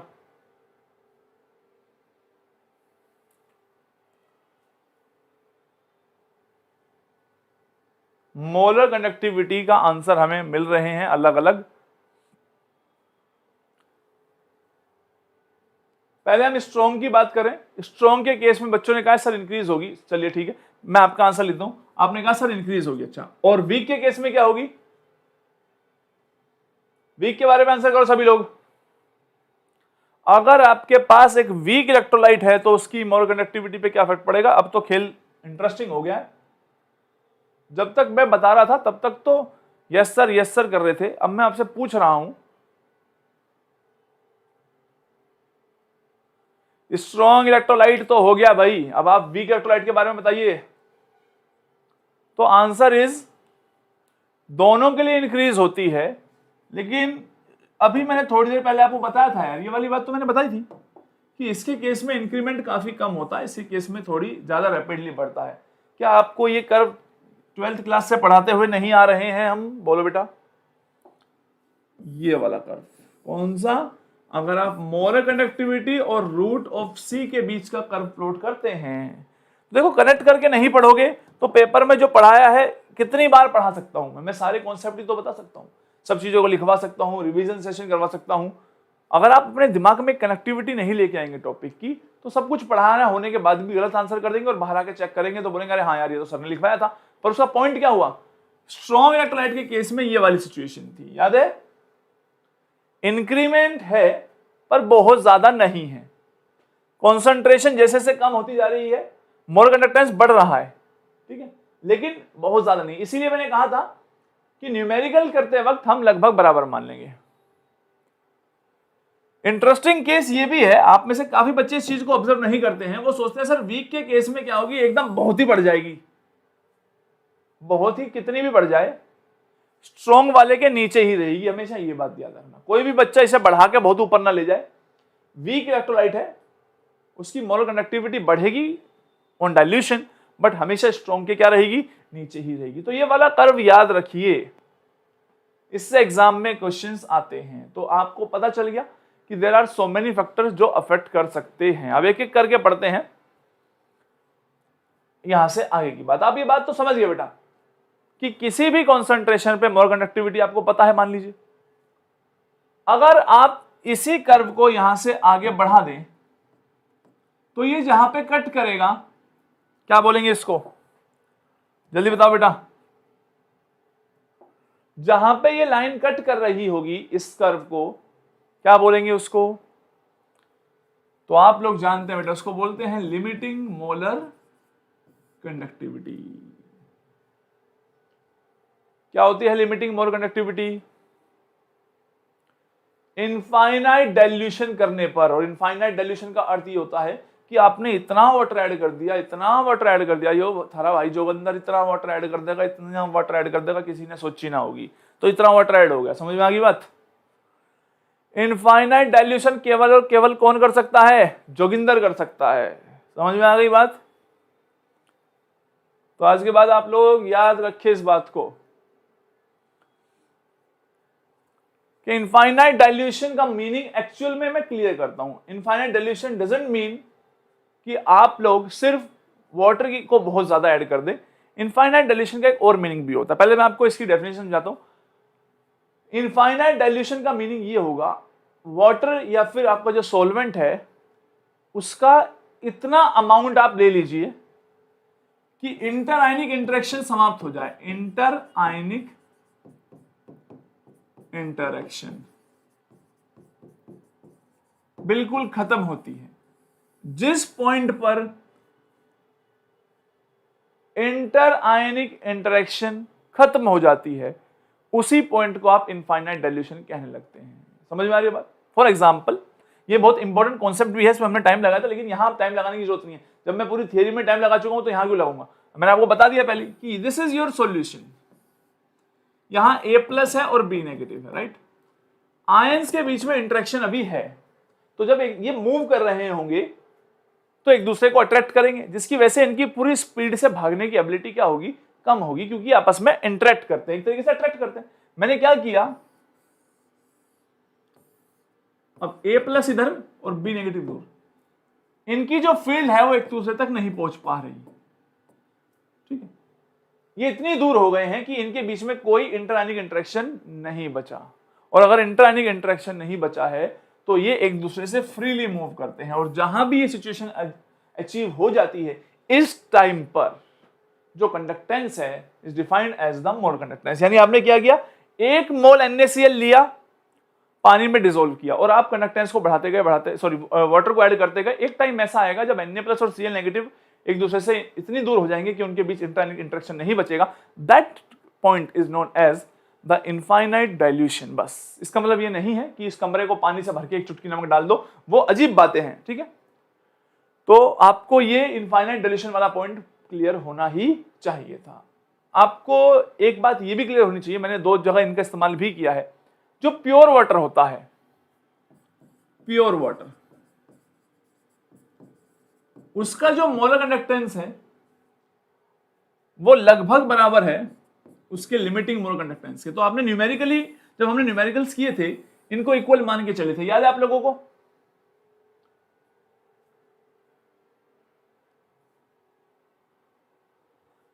वाटर के लिए जो मोलर कंडक्टेंस होता है, यानी 1 मोल वाटर का जो कंडक्टेंस है और इनफाइनाइट डाइल्यूशन वाला, वो बराबर ही है। क्यों? क्योंकि वाटर में H+ और H- ऑलरेडी बहुत कम होते हैं, वो इनफाइनाइट डाइल्यूशन पे ही होते हैं। दूसरी बात, yes very good, sparingly soluble salt. Sparingly soluble salt के केस में भी जैसे AgCl वगैरह होते थे, जो मोलर कंडक्टेंस है वो लगभग इक्वल होता है लिमिटिंग मोलर कंडक्टेंस से, क्योंकि वो इतने कम डिसॉल्व होते हैं, जो नंबर ऑफ आयंस होते हैं वो एक्चुअल में इतने कम होंगे कि वो एक दूसरे से काफी दूर ऑलरेडी होंगे। तो ये पॉइंट आप लोगों को ध्यान रखने हैं, दोनों बहुत इंपॉर्टेंट पॉइंट्स हैं, ठीक है। इसके अलावा आप लोगों को मैंने इस चैप्टर में ये बात भी पढ़ाई थी कि मोलर कंडक्टेंस, इनका तो ध्यान रखोगे भाई। लिमिटिंग मोलर कंडक्टिविटी क्या होती है? इनफाइनाइट डाइल्यूशन पे। वाटर और स्पेरिंगली सोल्यूबल सॉल्ट को आप ध्यान रखेंगे कि इसको वाटर और इनके लिए मोलर कंडक्टिविटी और लिमिटिंग मोलर कंडक्टिविटी क्या होगी? हमेशा बराबर। डिटेल में सारी बातें पढ़ाई होगी। अब मैं आपको बताता हूं कि एक्चुअल में जो किसी भी कॉन्सेंट्रेशन पे आप मोलर कंडक्टिविटी निकालेंगे वो इनफाइनाइट डाइल्यूशन वाले से कम होने का कारण क्या है? कारण आपको भी समझ में आ गया। जब इनफाइनाइट डाइल्यूशन नहीं होता है तो आयंस एक दूसरे के पास होते हैं, और आयंस एक दूसरे के पास होते हैं तो उनके बीच में इंटरेक्शन होती है। तो ये कम होने के कारण दो हैं, एक तो सोल्यूट सोल्यूट इंटरेक्शन, क्या नाम है? जल्दी से नाम कमेंट करो। सोल्यूट सोल्यूट इंटरेक्शन को क्या कहते हैं? और दूसरा बताओ, सोल्यूट सोलवेंट इंटरेक्शन को क्या बोलेंगे? Solute solvent. इनके दो नाम थे, मैंने डिटेल में पढ़ाया था, आप लोग जल्दी बताइए। सोल्यूट सोल्यूट और सोल्यूट सोलवेंट इंटरेक्शन के बारे में बताइए, क्या नाम होता है इनका? बताना चाहता है कोई बच्चा कमेंट करके?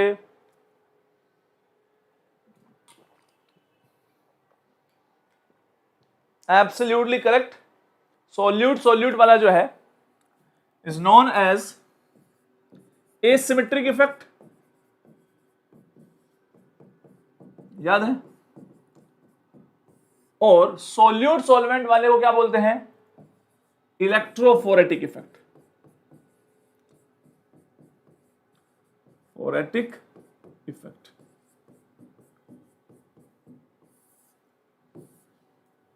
तो देखो बेटा, एसिमेट्रिक इफेक्ट भी मैं आप लोगों को डिटेल में पढ़ा चुका हूं और इलेक्ट्रोफोरेटिक भी बताया। सोल्यूट सोल्यूट को आप किस तरीके से अपने दिमाग में रखेंगे, तो आपको ये वाली बात ध्यान रखनी है, अगर बीच में है कैटायन तो it is surrounded by anions. किसी भी सॉल्यूशन में एनायन जो है कैटायन को सराउंड करके रखते हैं, और जो एनायन है वो कैटायन से सराउंडेड होता है। जैसे ही आप इलेक्ट्रिक फील्ड लगाते हैं तो कैटायन एक तरफ को भागने की कोशिश करता है, मान लीजिए इधर भागने की कोशिश करेगा, लेकिन ये नेगेटिव चार्ज वाले कहेंगे कि हमसे कहां बच के जा रही हो रानी, वापिस आओ, तो इसको पीछे खींचने की कोशिश करेंगे।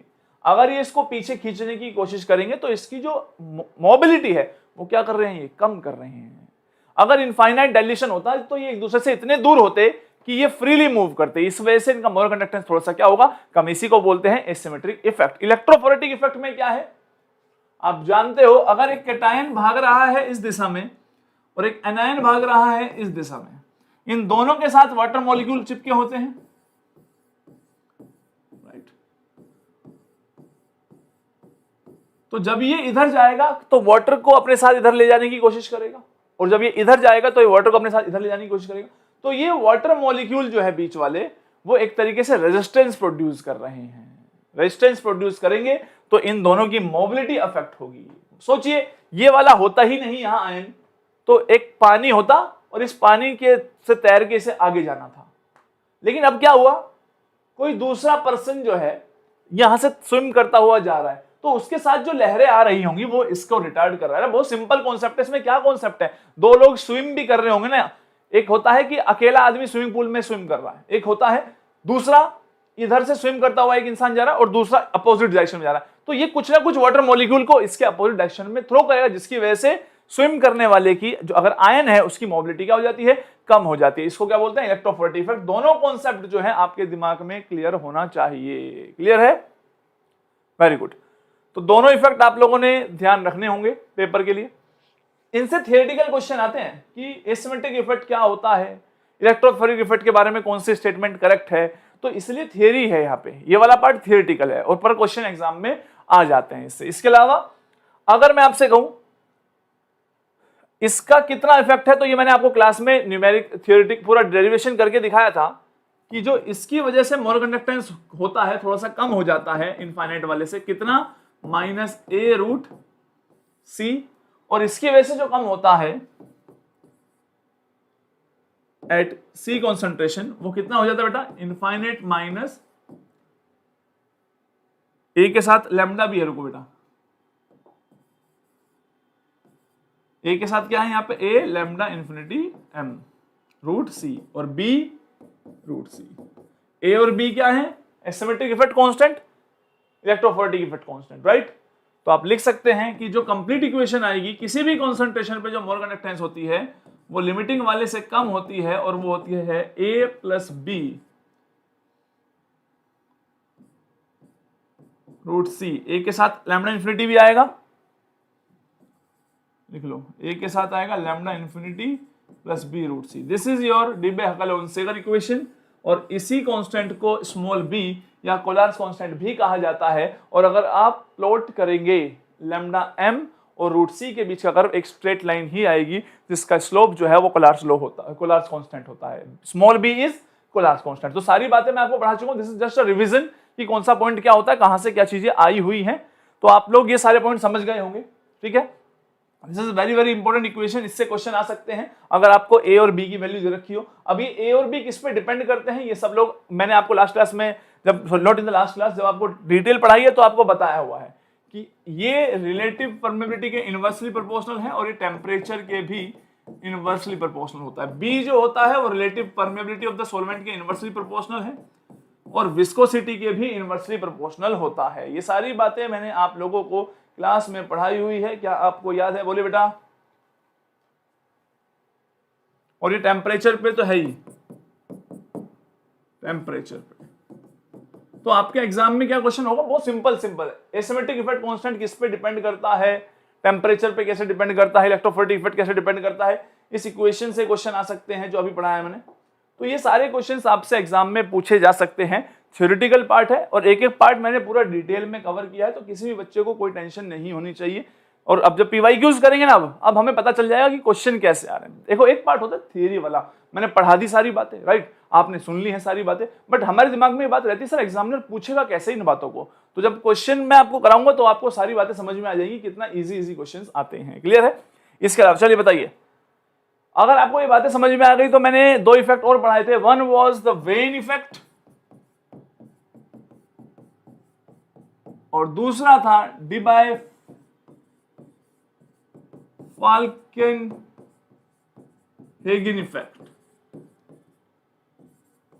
जल्दी बताओ ये क्या है इफेक्ट। ये वेन इफेक्ट में एसिमेट्रिक इफेक्ट पे क्या इफेक्ट होगा और इलेक्ट्रोफोरेटिक इफेक्ट पे क्या इफेक्ट होता है।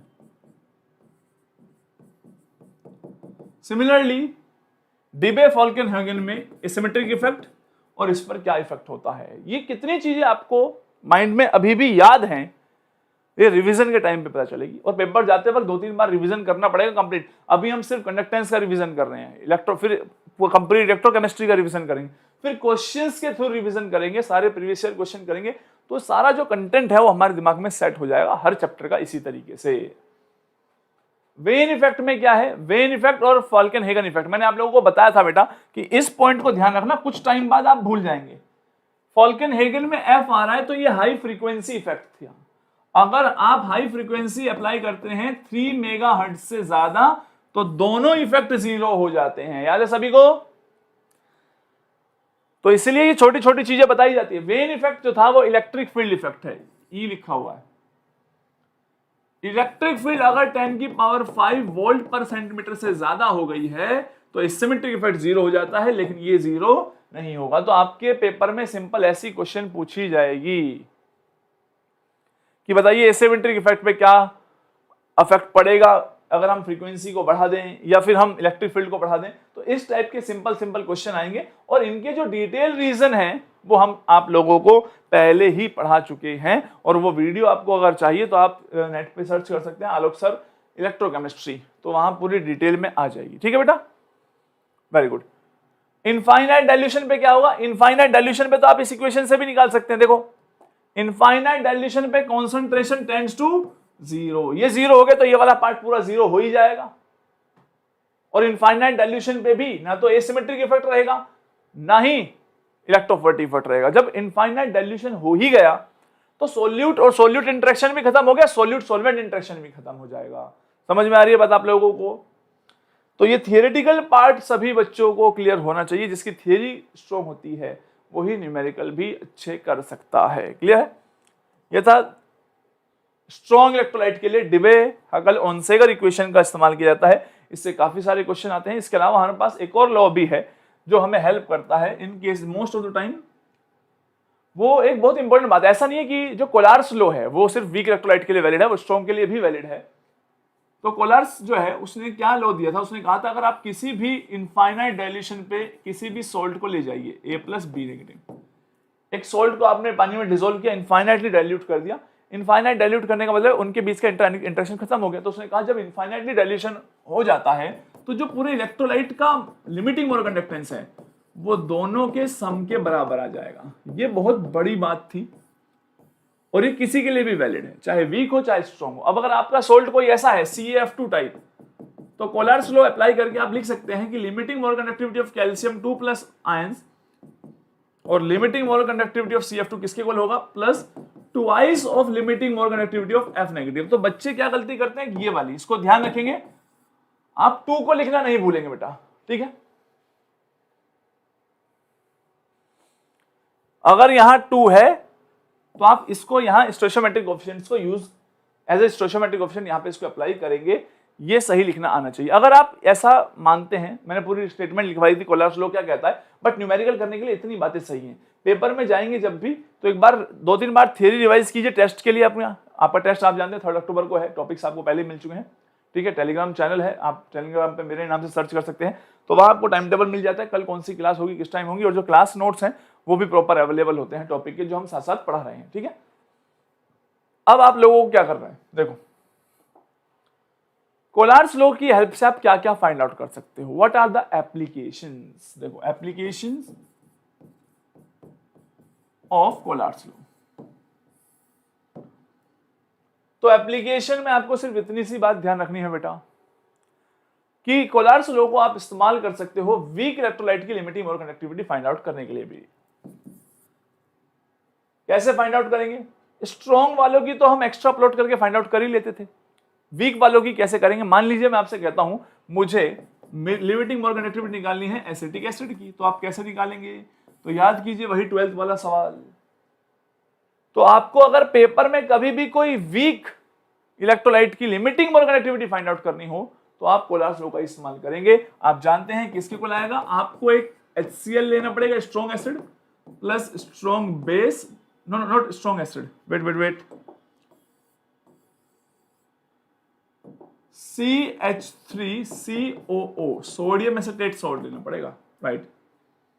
क्योंकि यहां से एसिटेट आयन आ जाएंगे, plus limiting mole conductivity of HCl, यहां से H+ आ जाएगा, माइनस क्या करना पड़ेगा, limiting mole conductivity of NaCl। तो आप स्ट्रॉन्ग इलेक्ट्रोलाइट की लिमिटिंग मोल कंडक्टिविटी को यूज करके वीक वालों की लिमिटिंग मोल कंडक्टिविटी को फाइंड आउट कर सकते हैं। क्या आप लोगों को यह बात क्लियर है? न्यूमेरिकल नहीं करा रहा मैं आज, कॉन्सेप्ट रिवीजन है। आपको बस ये आंसर करना है सर अगर हमें किसी भी वीक इलेक्ट्रोलाइट की limiting mole conductivity find out करनी हो तो हम अपने आप डिसाइड कर लेंगे कौन कौन से स्ट्रॉन्ग चाहिए होंगे। न्यूमेरिकल हम करेंगे नेक्स्ट क्लास में, क्वेश्चन सीरीज लेके आएंगे जब हम। बताओ बेटा जल्दी कर लोगे? यह है इसकी पहली application, right. Moving on to the second application. Kohlrausch's law से आप क्या फाइंड कर सकते हैं? सेकंड एप्लीकेशन है, आप फाइंड कर सकते हैं डिग्री ऑफ डिसोसिएशन। किसी भी कॉन्सेंट्रेशन पे लिमिटिंग मोल कंडक्टिविटी पता हो, इनफाइनाइट वाली से डिवाइड कर देना, डिग्री ऑफ डिसोसिएशन आ जाएगा। क्लियर है सभी को? फाइंड आउट कर देंगे कि नहीं कर देंगे, जल्दी बताओ। अगर आपने अल्फा फाइंड आउट कर लिया तो आप किसी भी वीक एसिड का डिग्री ऑफ डिसोसिएशन की हेल्प से उसका इक्विलिब्रियम कांस्टेंट भी फाइंड आउट कर सकते हैं। ये दोनों आपस में जुड़े हुए हैं। ठीक है, ये तो वो चीजें हैं जो हर वक्त दिमाग के अंदर सेट होनी चाहिए। अगर इलेक्ट्रोलाइटिक कंडक्टेंस की कंप्लीट थ्योरी आपको चाहिए तो आप अभी यूट्यूब पे सर्च कर लेना आलोक सर इलेक्ट्रोकेमिस्ट्री, तो आ जाएगा। 14 लेक्चर है, अनअकैडमी पर ही पढ़ाए हुए हैं, तो कंप्लीट थ्योरी है। ये जो सारी बातें मैं यहाँ बता रहा हूँ ये मैं डायरेक्ट बताता जा रहा हूँ कि ये फॉर्मूले पे आ गए, इस फॉर्मूले से इस पे आ जाएंगे, लेकिन थियरी लेक्चर्स में क्या है, मैंने इनको बताया कि हम इस फॉर्मूले तक कैसे पहुंचे, वहां से इस पे कैसे पहुंचे, तो वो आप एक बार देख लेना सभी बच्चे, ठीक है बेटा। ये रिवीजन सेशन लगाते हैं यहाँ इस वाले चैनल पे, हम मोस्टली रिवीजन सेशन लगाते हैं, जो पूरी डिटेल है वो आपको मिल जाएगी। आप आलोक सर सर्च कर देंगे यूट्यूब पे, तब भी आपको मेरे पढ़ाए हुए सारे लेक्चर्स मिल जाएंगे। नेक्स्ट, आप वाटर का KW निकाल सकते हैं। KW ऑफ वाटर कैसे फाइंड आउट करेंगे आप, मैंने क्या बताया था, कंडक्टिविटी ऑफ वाटर को लिख लेना बस, कभी भी क्वेश्चन आ जाए ये वाली स्टेटमेंट लिख लेना, conductivity of H plus conductivity of OH। अब यहां से आगे तक ये अपने आप ले जाएगी, एग्जामिनर ने आपको जो भी दे रखा हो वो आप आंसर कर सकते हैं, क्योंकि आप जानते हैं कंडक्टिविटी ऑफ H प्लस क्या होती है, molar conductivity of H plus into the concentration of H plus divided by 1000। Similarly आप OH आयंस के लिए भी लिख सकते हैं, प्योर वाटर होगा तो H प्लस और OH आयंस की कॉन्सेंट्रेशन तो कॉमन ही होगी। देखो, molar conductivity of OH ions into concentration of OH ions, अगर H प्लस और OH आयंस बराबर है तो H प्लस कॉमन आ जाएगा, right, that is equal to the conductivity of H2। मैंने डिटेल में सारी चीजें बढ़ा रखी है भाई आपको। 1000 एलसीएम लेके इधर लिया ना, molar conductivity of H plus plus molar conductivity of OH ions एक तरफ आ जाएगा, क्योंकि H प्लस और OH आयंस की कॉन्सेंट्रेशन बराबर है, और मोलर कंडक्टिविटी ऑफ वाटर को limiting molar conductivity of water से रिप्लेस कर सकते हैं। पेपर में गिवन होगा डेटा, आप किसी भी चीज का सॉल्यूशन निकाल सकते हैं। और आप जानते हैं KW is equal to the concentration of H plus into concentration of OH ions, या माइन इक्विलिब्रियम में पढ़ चुके हैं। और अगर दोनों की कॉन्सेंट्रेशन बराबर है तो H प्लस का स्क्वायर इक्वल्स टू KW होता है, तो आप इनके बीच में रिलेशन फाइंड आउट कर सकते हैं। क्लियर है, सारी बातें डिटेल में पढ़ाई थी, न्यूमेरिकल कराया भाई, एक एक चीज को बता के, समझ रहे हो। अब भूलने का टाइम नहीं है, रिवाइज करने का टाइम है। चलिए बेटा, नेक्स्ट KW के बाद एक लास्ट और इंपॉर्टेंट जो एप्लीकेशन, सबसे इंपॉर्टेंट एप्लीकेशन वो है solubility and solubility product find करना भी आ जाता है। मैंने क्या बताया था, इससे रिलेटेड जितने भी न्यूमेरिकल हैं वो एक ही तरीके से सोल्व होंगे। और वो कैसे सोल्व होंगे बेटा, आपको बस ये लिखना है, जो कंडक्टिविटी ऑफ द सॉल्यूशन होगी वो conductivity of the salt plus conductivity of water. मैं आपको ये बता रहा हूं पूरी थ्योरी कैसे याद रखी जाती है। ऐसा मैं भी तो बैठ खड़ा होकर यहाँ पे आपको कंप्लीट रिवीजन करवा रहा हूं, तो मेरे को ये पूरी थ्योरी कैसे याद है उसका रीजन बता रहा हूं, क्योंकि हर टीचर कि सोल्यूबिलिटी और केएसपी से जब भी न्यूमेरिकल या कोई भी डिस्कशन आता है आपने, तो अगर आपने ये स्टेटमेंट लिख दी, यहां से आगे अपने आप सवाल हो जाएगा। आपसे जो पूछा होगा डायरेक्शन में आगे बढ़िए। कंडक्टिविटी ऑफ सॉल्ट क्या होगी, इसमें से सॉल्यूशन में से वाटर को माइनस कर देना, न्यूमेरिकल गिवन हो गए, आंसर आप लोगों को बात बताई थी, तो सारे न्यूमेरिकल यहां से आ जाएंगे। एक बार सोल्यूबिलिटी आ गई, you can find the Ksp अगर आपको आयन इक्विलिब्रियम आता है।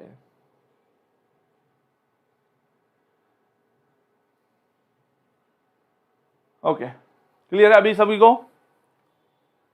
बोले बेटा वीडियो क्लियर हो गई? दोबारा से रिफ्रेश कर लीजिए एक बार सभी लोग।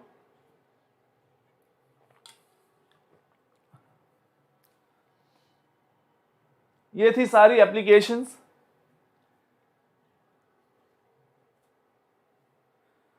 चलिए भाई जल्दी बताइए, अभी क्लियर है? कोलार्स लॉ तक की एप्लीकेशंस को हम पढ़ चुके हैं। चलिए अब बस एंड होने वाला है, जल्दी ध्यान से सुनते रहिए। रिवीजन है, मैं भी जानता हूं, मैं सारा पढ़ा चुका हूं, फिर भी मैं रिवीजन करवा रहा हूं, और अभी बहुत बार रिवीजन कराना बाकी है। और याद रखना, उन्हीं बच्चों का सिलेक्शन होगा जो हर वक्त हर बार जब मैं रिवीजन करा रहा हूं प्रेजेंट हैं, क्योंकि ये जो रिवीजन सेशन है ये आप लोगों के लिए हैं और बहुत जरूरी है। मेरे लिए नहीं है रिवीजन सेशन, मैं एक बार थ्योरी पढ़ा चुका हूं, मैं बिल्कुल ये कह सकता हूं कि भाई मैंने पढ़ा दिया, अब तुम्हारी सिरदर्दी है, तुम जानो रिवाइज करो। मेरा काम तो ये है, पेपर में जो आएगा मैं दिखा दूंगा, देखो मैंने पढ़ा रखा था। पर पॉइंट ये है, ये बात समझिए, आपका सिलेक्शन ना हो उसके बाद मैं ये गिनाऊं कि मैंने तो बताया था तुम्हारी गलती है, या आपका सिलेक्शन करवाने के लिए मैं तुम्हें पकड़ पकड़ के पीटूं और सिलेक्शन हो जाए। दोनों में से रास्ता टीचर के पास होते हैं दोनों। या तो हम यही चूज कर सकते हैं कि नहीं हुआ तो फिर बाद में बताएं हमने कितनी सही बात बताई थी पहले।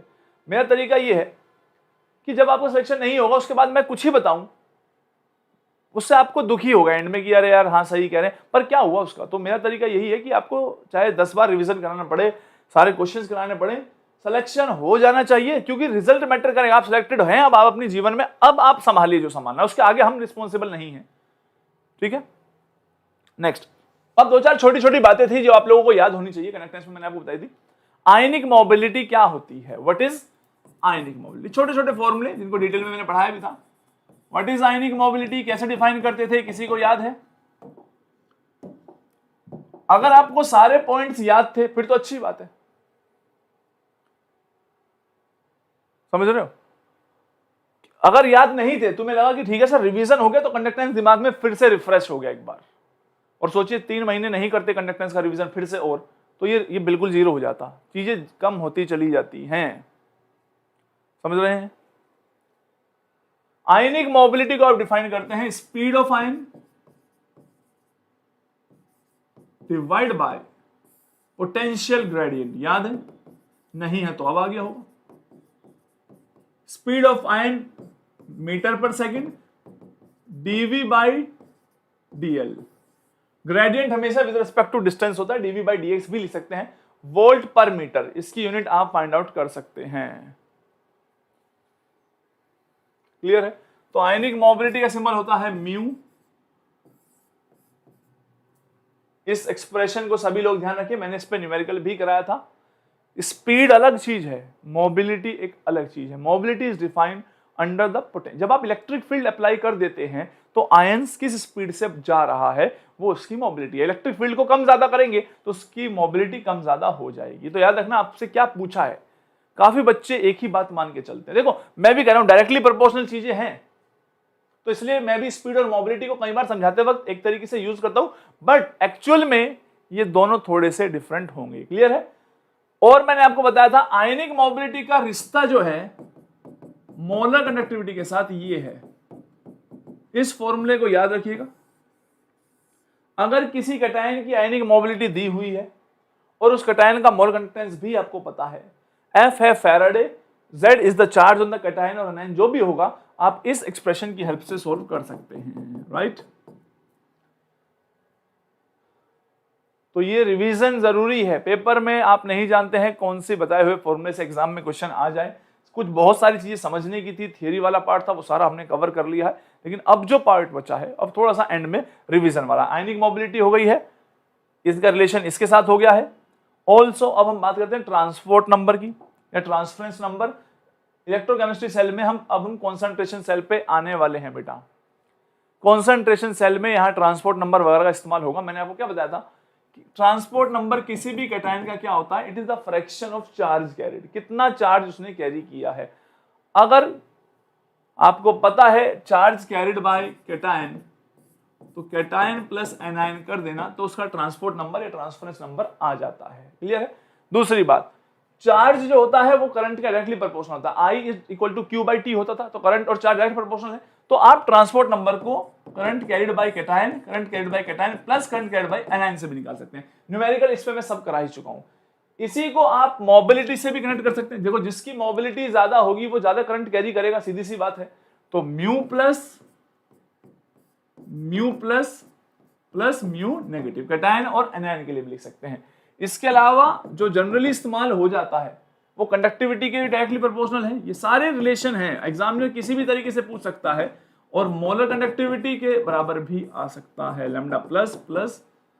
ये सारे फॉर्मूले मैंने आपको पढ़ाए हुए हैं, इसलिए मैं ज्यादा टाइम नहीं लगा रहा हूं इन पे। क्लियर है? तो इस पॉइंट को सभी बच्चे ध्यान रखेंगे कि ट्रांसफरेंस नंबर इनमें से किसी भी तरीके से पूछा जाता है, पर मैं आपको मार्क कर देता हूं एग्जामिनर कौन से फॉर्मूले ज्यादा यूज करवाएगा, या तो ये वाला यूज होगा या मोबिलिटी वाला यूज होगा ट्रांसपोर्ट नंबर के लिए। क्लियर है?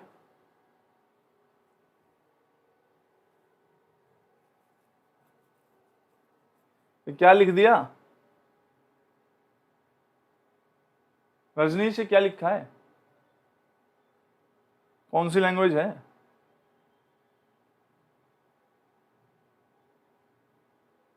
कोई बात नहीं, नहीं हो पा रहा था तो कोई बात नहीं।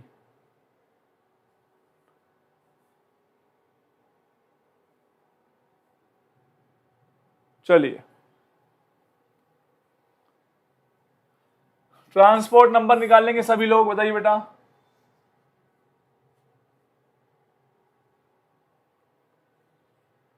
हो जाएगा यहां तक, ट्रांसपोर्ट नंबर तक। इनफाइनाइट डाइल्यूशन के लिए मैंने एक फॉर्मूला और भी बताया था आप लोगों को, ये सारी चीजें हम करा चुके हैं, तो इनको रिवाइज करने का टाइम आ गया। इनफाइनाइट डाइल्यूशन पे आप इसको अगर कनेक्ट करना चाहते हैं तो किस प्रकार कनेक्ट करेंगे बताइए बेटा। इनफाइनाइट डाइल्यूशन पे ट्रांसपोर्ट नंबर को मैंने बताया था n lambda infinity divide by the mole conductivity of the electrolyte.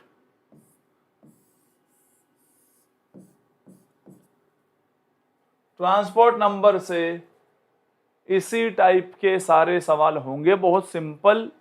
इस पे डायरेक्ट क्वेश्चन नहीं आते, ये इस्तेमाल होता है एक्चुअली। डायरेक्ट क्वेश्चन कभी कभी रेयरली दे रखे होंगे जो मैंने क्लास में पढ़ाए थे, ठीक है। इसके अलावा बेटा आप लोग जानते हैं आयनिक स्ट्रेंथ पे क्वेश्चन आ सकता है। आयनिक स्ट्रेंथ हमने यूज भी किया है, आयनिक स्ट्रेंथ पे क्वेश्चन आते हैं। आयनिक स्ट्रेंथ को कैसे डिफाइन करते हैं वो सारी चीज हम पहले भी पढ़ चुके हैं, लेकिन इसको मैथमेटिकल फॉर्मूला है निकालने का, हाफ इंटू समेशन जो भी कॉन्सेंट्रेशन है इंटू चार्ज का होल स्क्वायर। क्लियर?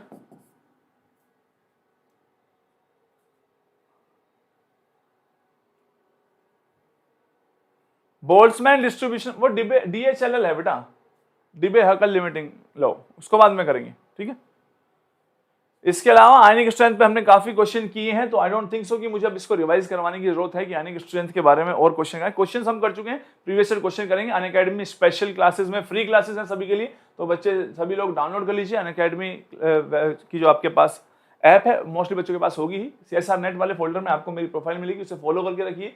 तो जितनी भी स्पेशल क्लास है उसमें इलेक्ट्रोकेमिस्ट्री का सेल वाला पार्ट भी एब्सोल्युटली फ्री है, उसको कंप्लीटली देखिए। और प्रीवियस ईयर क्वेश्चंस हम करना स्टार्ट करेंगे, क्योंकि आप कंप्लीट रिवीजन हो गया है, एक बार सेल का कंप्लीट रिवीजन कर देंगे, चैप्टर पूरा कंप्लीट हो जाएगा, ठीक है। उसको ही क्वेश्चन बाहर से नहीं आएगा अगर आप सारी चीजों को ध्यान से समझ रहे हैं तो, ठीक है। आयनिक स्ट्रेंथ निकाल लिया। इसके अलावा आपको एक्टिविटी पे ध्यान रखना भाई। एक्टिविटी मैंने आपको बताया था, कोई भी इलेक्ट्रोलाइट है AXBY टाइप, मान लीजिए सिंप्लीफाई करने के लिए मैं इसको ऐसे लिख देता हूं, तो जो एक्टिविटी होगी वो होगी कैटायन की एक्टिविटी ऑफ A+ की power X, activity of anion की पावर Y, राइट। अब इसको आप अलग से लिख सकते हैं बेटा, एक्टिविटी ऑफ कैटायन क्या होती है, आप लिख सकते हैं कि सर एक्टिविटी ऑफ कैटायन जो होती है उसका मोलर कंडक्टिव जो उसका कोफिशिएंट होता है इनटू द कॉन्सेंट्रेशन। एनायन के लिए भी लिख सकते हैं कोफिशिएंट इनटू दिस, इनको बोलते हैं आयनिक कोफिशिएंट्स। ये चीजें मैं आप लोगों को पूरा डिटेल में पढ़ा चुका हूं। तो एक्टिविटी का रिलेशन मैंने आपको क्या बताया था, x की पावर x, y की power y, gamma plus minus की पावर x प्लस y और कॉन्सेंट्रेशन की पावर x प्लस y, याद है सभी को। तो किसी भी इलेक्ट्रोलाइट के लिए अगर आप उसकी एक्टिविटी को फाइंड करना चाहते हैं, this is the expression. Class में स्टेप बाय स्टेप गए थे हम, राइट, तब हमने इस एक्सप्रेशन को फाइंड आउट किया था। यहां 3 एक्सप्रेशन है, मैंने पूरे एक्टिविटी को पढ़ाते वक्त आपको बताया था। एक तो आप इसको ध्यान रखेंगे कि किसी भी इलेक्ट्रोलाइट के लिए एक्टिविटी का एक्सप्रेशन क्या होगा। दूसरी चीज आपको यह ध्यान रखनी है कि जो मीन आयनिक एक्टिविटी कोएफिशिएंट होता है वो है गामा इसकी पावर x, और एनायन वाला जो एक्टिविटी कोएफिशिएंट है उसकी पावर y। एक ये वाला एक्सप्रेशन याद रखना, और एक होता है मीन आयनिक एक्टिविटी, इसका एक्सप्रेशन। ये डायरेक्ट आपके पेपर में आ सकते हैं और आए हुए हैं IIT जैम में तो, और नेट में इनका इस्तेमाल हुआ है। तो ये 3 एक्सप्रेशन अगर आप लोग ध्यान रखेंगे, एक्टिविटी से रिलेटेड जितने भी क्वेश्चन हैं वो सारे हो जाएंगे। आपके एग्जाम में क्वेश्चन कैसे आते हैं, कोई इलेक्ट्रोलाइट दे देंगे A2B3 टाइप और पूछेंगे क्या रिलेशन होता है मीन आयनिक एक्टिविटी कोएफिशिएंट और इनके बीच में। बस सिंपल क्वेश्चंस हैं, किसी को कोई टेंशन लेने की आवश्यकता नहीं है। तो एक्टिविटी से रिलेटेड सारे सवाल हो जाएंगे। और DHLL आप लोगों को मैंने डेरिवेशन तो शायद नहीं पढ़ाई होगी उसकी, बट DHLL का डायरेक्ट एक्सप्रेशन बताया था, डिबे हकल लिमिटिंग लॉ, और कुछ बातें बताई होगी। गामा प्लस माइनस कैसे निकालते हैं इस केस में, -a z plus z negative root i। CSR NET में इसकी डेरिवेशन से दुनिया भर के सवाल आए हुए हैं, ठीक है। लेकिन जैम वाले बच्चे जो ग्रेजुएशन लेवल की एग्जाम कर रहे हैं उनको इसकी डेरिवेशन में जाने की जरूरत नहीं है। वाटर के लिए एट 25 डिग्री सेल्सियस इसकी वैल्यू 0.509 है, और जिस ये कैटायन पे चार्ज है, एनायन पे चार्ज है, ये आयनिक स्ट्रेंथ है जो मैं आपको निकालने सिखा ही चुका हूं। तो इसके रिलेटेड जितनी भी बातें बताई हैं वो सारी कंप्लीट कर लेना। तो दिस इज इट बेटा, जितने अभी कंडक्टेंस में पढ़ना था वो सारा यहाँ है। अगर आप पूरा एक एक लेक्चर को देखना चाहते हैं तो वो एक एक लेक्चर आप लोगों को मिलेगा अनअकैडमी के यूट्यूब चैनल पर ही, एब्सोल्युटली फ्री है। पूरा कंडक्टेंस गो थ्रू कीजिए। अगर आप देखना चाहते हैं, आपको किसी भी पार्ट में दिक्कत है कि ये वाला एक्सप्रेशन कैसे आया है, तो उसका डिटेल एक एक स्टेप वाइज मैंने समझाया हुआ है, तो आप देख सकते हैं, आप सर्च भी कर सकते हैं। ठीक है, तो रिवाइज कर लेना बेटा। ठीक है, अपना ध्यान रखिएगा। सभी लोग पढ़ते रहिए, रिवीजन सेशन अटेंड करते रहिए एग्जाम तक, और एग्जाम चाहे कभी भी हो आप लोग पढ़ते रहिए। नॉलेज जो है आपकी वो कभी वेस्ट नहीं जाती है। ये मत सोचिएगा कि अभी हम इसको पढ़ लें, इसका क्या फायदा होगा। आप क्या काम अभी कर रहे हैं उसका फायदा आपको अभी कभी नहीं नजर आ सकता है। ठीक है, बस एक सही डायरेक्शन की रिक्वायरमेंट तो जरूर होती है, और पढ़ना कोई गलत डायरेक्शन कभी भी नहीं होता है। ठीक है, जैसे कि आप लोग अगर आज ही कुछ एक्सरसाइज कर लेंगे तो आपको लगता है आज आपकी बॉडी बन जाएगी, ऐसा नहीं है। इफ यू वर्कआउट बहुत लंबे टाइम के लिए तो उसका इफेक्ट भी कुछ साल बाद दिखेगा। जैसे कोई इंसान एक दिन में मोटा नहीं हो सकता है, एक दिन में पतला भी नहीं हो सकता है। आप बहुत टाइम तक खाते रहते हैं, उसका इफेक्ट काफी टाइम बाद दिखने लगता है। तो मेहनत जो है वो काफी टाइम बाद ही रंग लाती है। तो आप मेहनत करते रहिए। यू डोंट नो कि कौन सा जो कॉन्सेप्ट आपने कहाँ सीखा वो जीवन में कब काम आएगा, ये आप नहीं जानते हैं। लेकिन नहीं सीखा होगा तो जहां जरूरत होगी वहां पता लग जाएगा कि ये चीज सीख लेते तो कितनी बेटर रहती। तो इन चीजों पे आप सभी लोग ध्यान रखेंगे। ठीक है,